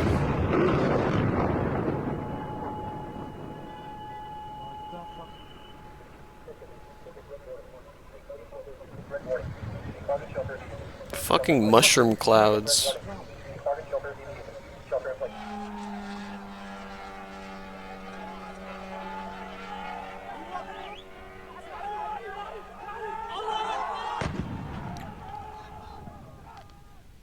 So as you can see, the Bahrainis don't seem to have much problem with the U.S. bases being targeted. Of course, in each of these countries, there's movements to get rid of these bases that are stamped out by the royal families that run these countries as their own personal fiefdoms. So that is Bahrain, 5th Fleet. This is a critical site for the Americans, overseeing the entire region between the 5th Fleet and Al Udeid Air Base in Qatar. Forms the real core of the U.S. presence in the region. We got audio in the next one again. This is again the 5th Fleet. مسيرة اضرب اضرب اضرب اضرب اضرب اضرب اضرب اضرب اضرب اضرب عدل. So the same things you hear in Gaza, in Bahrain as well. And this next one also has audio in. This is the targeting of hotels. And let me just say before we show this, that this is the targeting of hotels of U.S. troops. The IRGC said, the flight of cowardly U.S. soldiers from regional bases, they're taking refuge in hotels in host countries, and their criminal army's use of civilian facilities in the Persian Gulf countries as cover do not escape the intelligence monitoring of the IRGC. So we'll take a look at 18.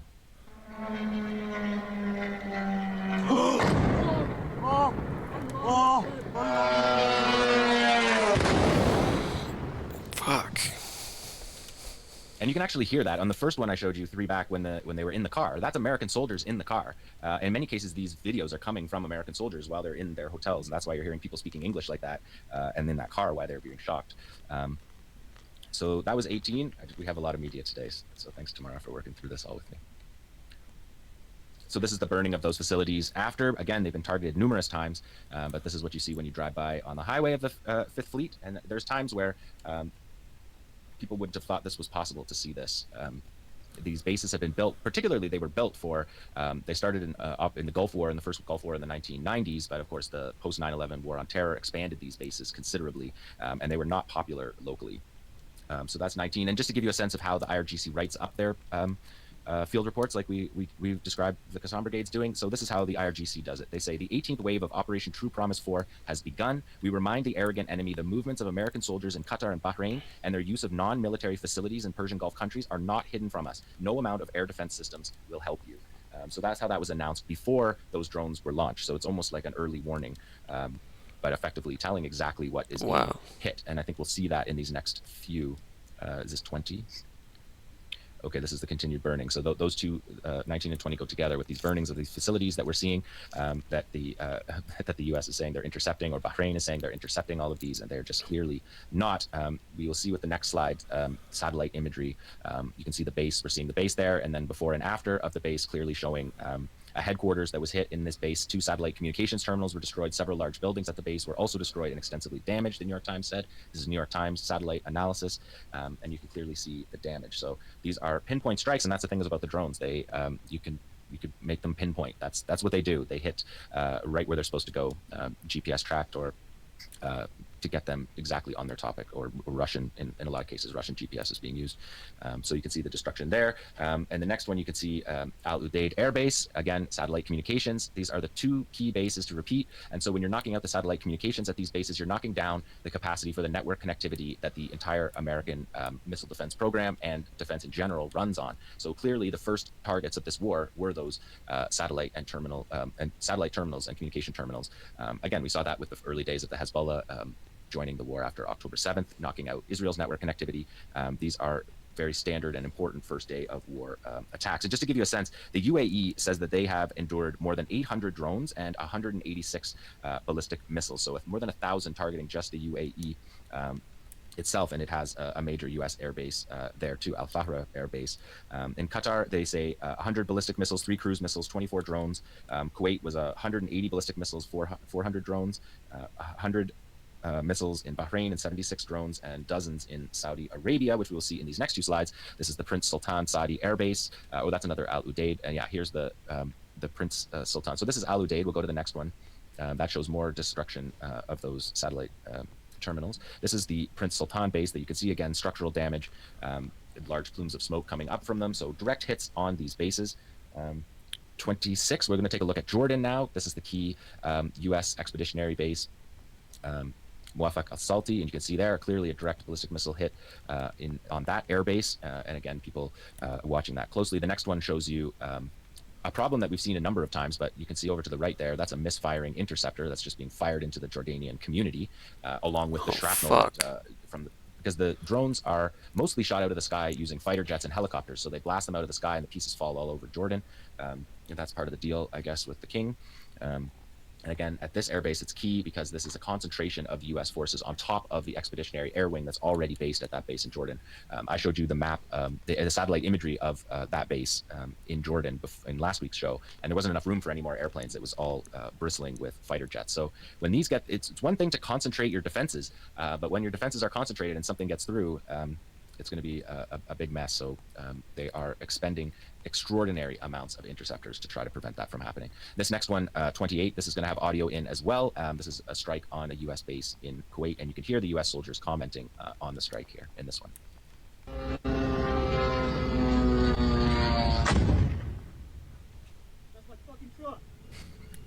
So I think it's a joke because he's looking at a bunch of MRAPs there, but the soldier says, "That's my truck." And these, there has been 6 U.S. soldiers killed on these bases in these attacks. These are the only casualties that the Americans have admitted to. DropSite has done some reporting that that they believe the number is being suppressed significantly.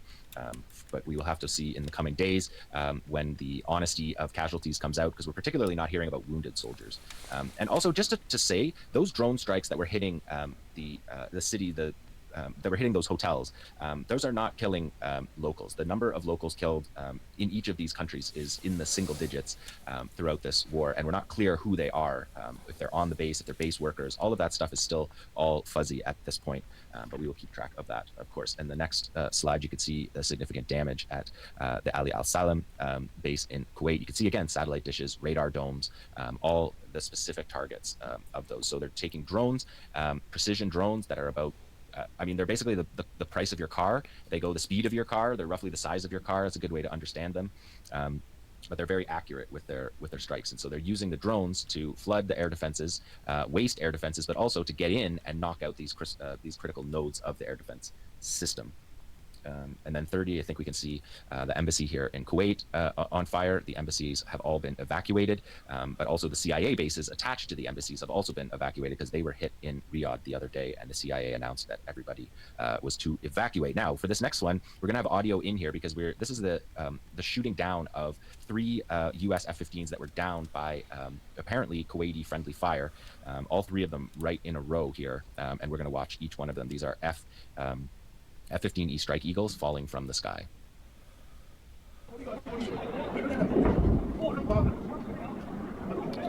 So crazy to watch.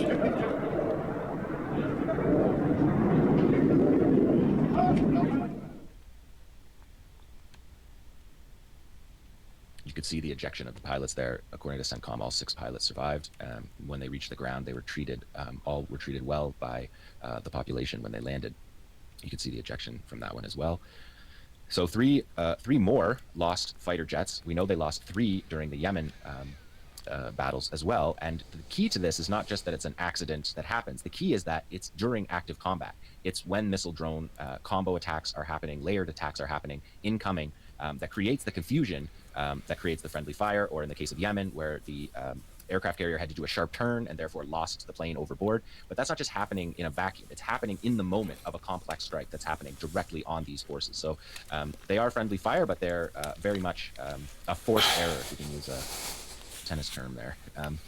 So there was also reporting today, I won't get into that, but there may have been a 4th fighter jet, American fighter jet, shot down in Iran. There's early reporting about that. We'll have to wait to confirm all of that, and all of this stuff takes a lot to confirm because, as I'm sure people watching know, there has been a lot of misinformation, disinformation, purposeful misguidance of what's going on as part of the propaganda campaign happening here. Let's take a look at Dubai now. 32. This is IRGC. I think we have audio in this one as well for 32.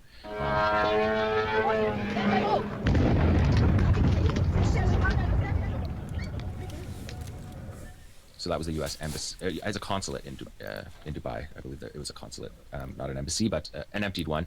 And again, Ali talked about these countries as brands. These kind of attacks definitely take the shine off of that. You'll see one more angle of it here coming up right now. We're watching a street level view of panicked people, and there's the burning consulate shown from people driving down the highway.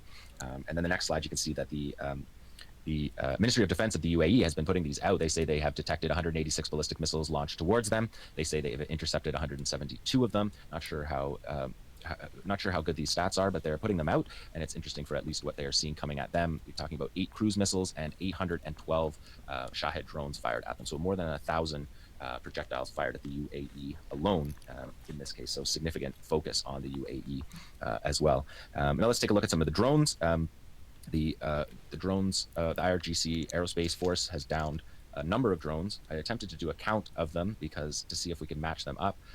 But we have footage like this footage clearly here of an Israeli Hermes 900. There's an Elbit drone, one less Elbit drone. Here comes another Elbit drone blasted out of the sky. One less Elbit drone. Here, that's an Israel Aerospace Industries Heron drone that you can tell the difference between them because of the back wing that you'll see. So these are being knocked out of the sky every day in Iran. We see footage of them on the ground. We've seen some of this footage from the missile cam. That's what you're seeing here. These look a lot like the weapon that was used in Yemen. It's not totally clear, but it seems to be the same, the 358 that the Yemenis were using to down a couple of dozen MQ-9 Reapers. So far, these are all Israeli drones that we've seen drop. Although the Iraqi resistance reported that they got an MQ-9 Reaper. If they did, I'm sure we will be seeing that in due time. The Iranians, and number 35 has two more drones coming out of the sky. You can see them dropping here. Again, it's a Hermes falling out of the sky, and then there's going to be another one on the ground. And we've seen more than a dozen for sure separate drops. The Iranian army is also doing air defense. They do an integrated air defense with the IRGC, and they put their number of drones down in the many dozens, something like 30 through these days, but difficult to verify because we don't have footage of all of them. The Ansar Allah movement always gave us footage to match their claims. So we'll see if this reporting crystallizes more in the coming weeks. But you can see that drop down again over a city in southern Iran. And then this is the Hermes 900. This appears to have been taken down by electronic warfare because it is more or less perfectly intact. And the IRGC said that that it was under the control of the fighters of the Aerospace Force of the IRGC. And there you can see its bomb loaded out. Hadn't used them yet on this particular drone, but definitely not seeing this on news that I'm watching. So I thought I'd bring you this angle. As Hell yeah. do. And then this was an interesting story because the U.S. has actually cloned the Shahed drone and have their own. And they announced number 36 here. They announced their own.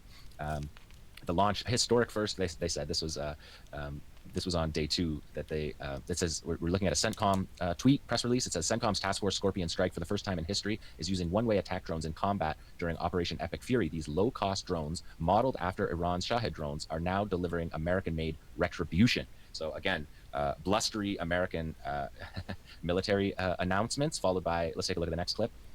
It only took some few hours before the Iraqis were picking apart one of these Lucas drones, low-cost drones that look exactly like the Iranian drones and are run on Starlink. You can see the Starlink satellite dangling off there. So that was less than 24 hours turnaround from them boasting about retribution to Iraqis in the desert laughing and having fun with the drone, trying to decide what to do, if it can fit in their pickup truck or not.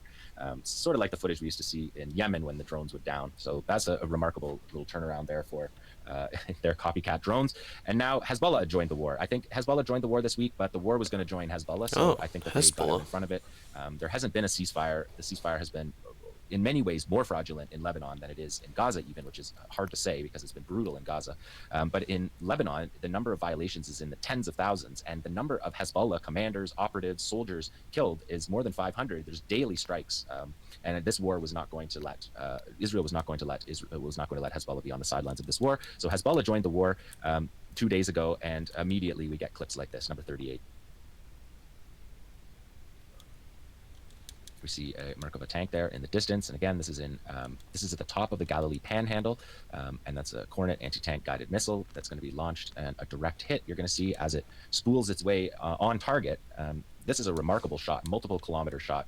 I didn't do the calculation myself, but I saw a calculation from a source that said that this was 5 kilometers, which would make sense. And again, this is an area that Hezbollah is not supposed to be, let alone they're clearly, the first shot was clearly by their anti-tank marksman, because that is a long distance shot and it hit perfectly. The Israelis have said there's been several injuries inside tanks that have been hit by anti-tank guided missiles. So Hezbollah is back, 36 operations in the first 2 days, and they're on their way to that total again today. And of course, the Islamic Hezbollah said in this on this post of this video, they said that of the field report, they said the Islamic resistance is committed to defending its land and people, especially as the Israeli enemy crosses boundaries within its crimes.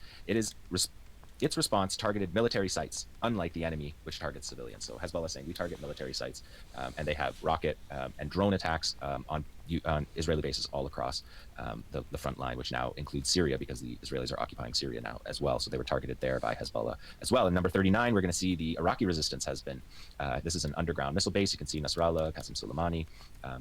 You can see their missiles in their underground bunkers as well. And the Iraqi resistance joined immediately. They didn't need any prompting. They joined the war in the first minutes of the war and began hammering the American. Iraqis were like, bet, we want the smoke. As well as the 2 other American air bases, Ain al-Assad in western Iraq, and then they have a base, the U.S. base at Baghdad Airport. So that's the Erbil airport that you're seeing, air base that you're seeing in flames there from the Iraqi resistance. And just one more, number 40. Of all of this, after all of this, the U.S. sent out this notice this week. This is from the State Department that says security updates for Americans in the Middle East. Depart now via commercial means due to serious safety risks. And it lists the countries: Bahrain, Egypt, Iran, Iraq, Israel, the West Bank, Gaza, Jordan, Kuwait, Lebanon, Oman, Qatar, Saudi Arabia, Syria, United Arab Emirates, and Yemen. So essentially the Americans saying, we're too busy protecting Israel right now to worry about our people in the region. We didn't. We sprung the war on them so fast that they didn't have reasonable chance to get their families out of the region, and they say to them, "Depart now, and you're on your own." Although I did hear yesterday on the news that instead of just hanging up on people calling the embassies, that there's now a recorded message. So, just real kind of a last thing to just say that the focus never seems to be for the America Firsters on the Americans. That was all a big fraud. So this has been the Resistance Report for day 6 of the war in Iraq. Wow. Fucking amazing. Woo! Take a breath there, John. Thank you so much. Can I just say from here in Jordan that I'm not rushing back to the U.S. And the funny thing, I mean, it's not funny. you know, there's people who would have been visiting and, you know, who need to get back for various reasons. But there are no flights. I mean, there are almost all airlines have stopped flying. So the very few that are still flying, I won't name names because it's of questionable safety. The European Aviation Safety Agency has said that it is unsafe to fly in the skies of most of these countries at any altitude. But, you know, for those few that are flying, there are no seats available, as you can imagine. British Airways has cancelled most of its flights to the Gulf, but it's organizing special flights out of Muscat, the capital of Oman, because people are driving from all over the region, from Qatar, from Saudi Arabia, from Bahrain, from wherever, from the UAE, you know, multiple hours to Oman to get these special BA flights that are also full. So this is the chaos that they have, you know, it's a tiny part of the chaos they've unleashed, but it just gives you a sense. Yeah, I mean, just the complete breakdown of infrastructure. You know, it's already putting several economies of major Western countries into tailspins. I mean, they did it to them. I mean, they did it to themselves because, you know, you cut yourself off from Russian gas, and you bet on American natural gas, which is very expensive and has to be shipped and is in short supply. Now the price is going up anyway, and you don't think the Americans are going to screw you for every dollar they can get? Of course they are. Of course they will. And then the Qatari gas and all the Gulf oil is offline. And from what John showed us, the idea that there's any defense against the drones and missiles is absurd. It's all laying wide open. And I don't know, John, I do not believe those figures coming out of the Gulf countries about either how many projectiles were fired at them or how many they shot down. It sounds a lot to me like Ukraine, who put out these figures all the time. We shot down 1,000 Russian drones. That's not credible, I don't think. But nonetheless, what we're seeing is more than enough to tell you that they are screwed. Yeah, I mean, this is just the beginning, right? Yeah, it's only just starting. I mean, it's interesting. You know, I was looking at that footage, John, that you showed of the Elbit, or was it the Hermes drone that was safely downed? You know, very delicately. Is it possible that now, you know, these vaunted, you know, Israeli, U.S.-made pieces of equipment that cost however many, you know, hundreds of thousands or millions of dollars each, 30 million each, thank you, can now be reverse engineered by the Iranians, the Ansarullah, Hezbollah. I mean, what kind of dent does that put into the global arms and surveillance tech industry at this point? Yeah, I mean, it's critical. I mean, I just showed you the Americans doing it too. They captured a Shahed intact and they cloned it. Yeah. And so those kind of battlefield prizes are very significant. You know, we covered that with Hezbollah, where they used the Almas missile that was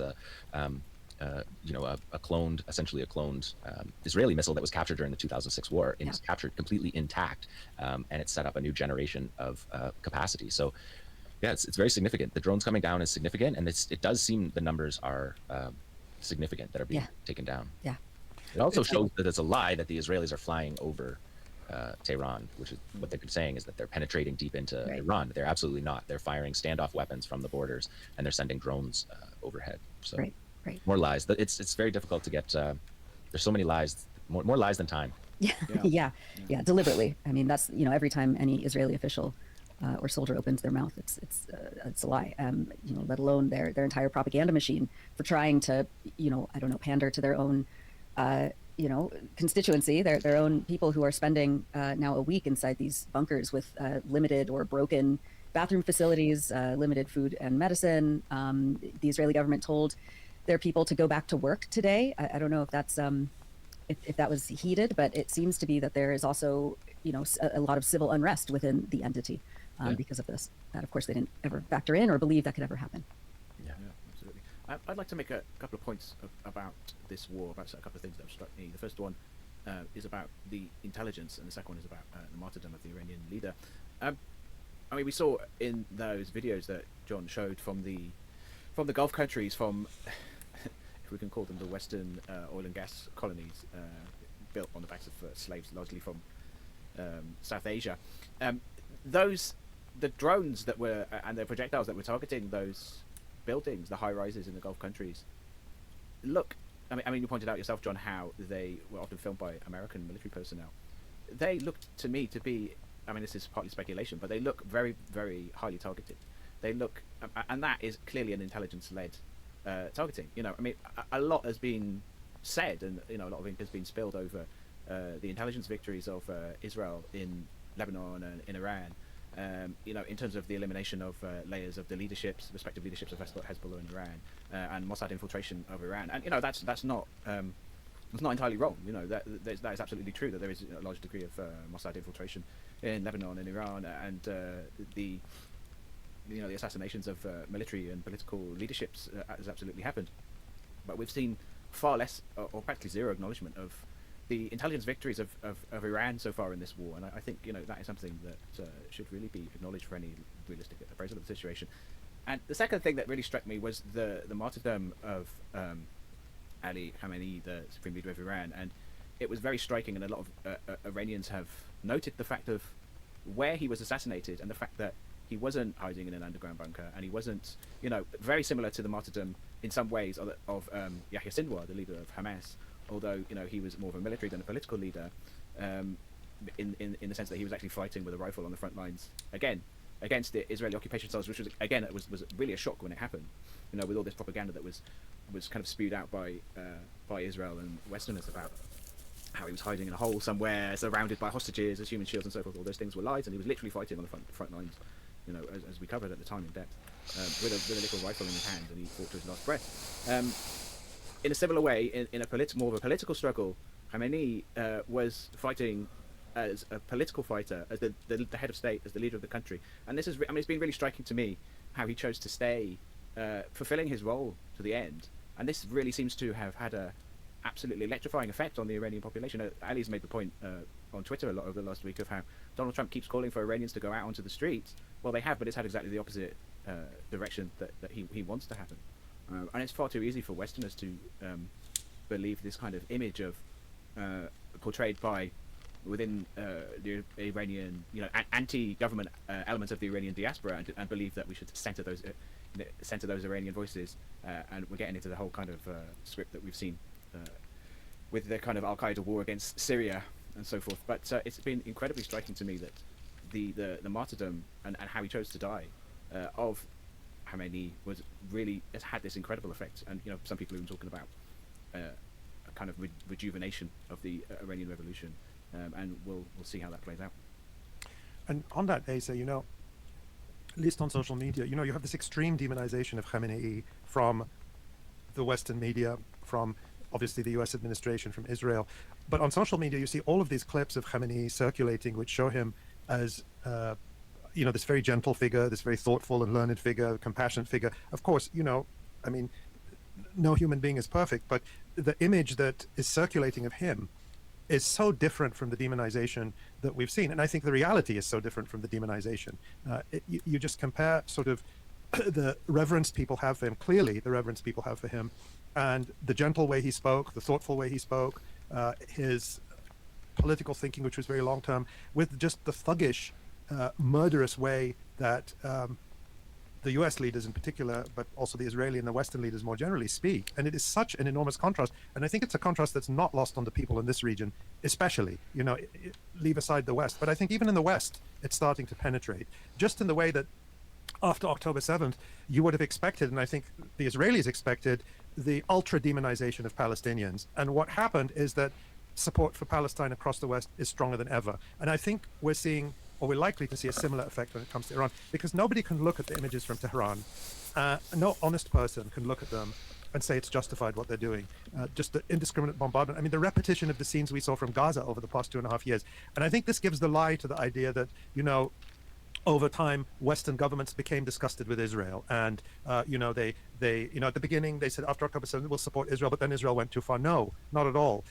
They saw everything Israel did in Gaza, and they said, yes, we want to do that too, but we want to do it. It was very good. Over time, they became more enamored of Israel. They became more enamored of Israel, while the people are becoming more revolted at Israel. So this is world historical in the sense of the gap that it's opening up between the elites, or the Epstein class as people are calling them, and ordinary people everywhere who look at this with horror. I mean, even in the United States, Marjorie Taylor Greene, we've talked about her before, the former congresswoman, big Trump supporter, big MAGA supporter, is speaking with, it's not possible to fake that outrage. Real, genuine outrage and disgust, and saying this is not, I was fooled, I was taken in.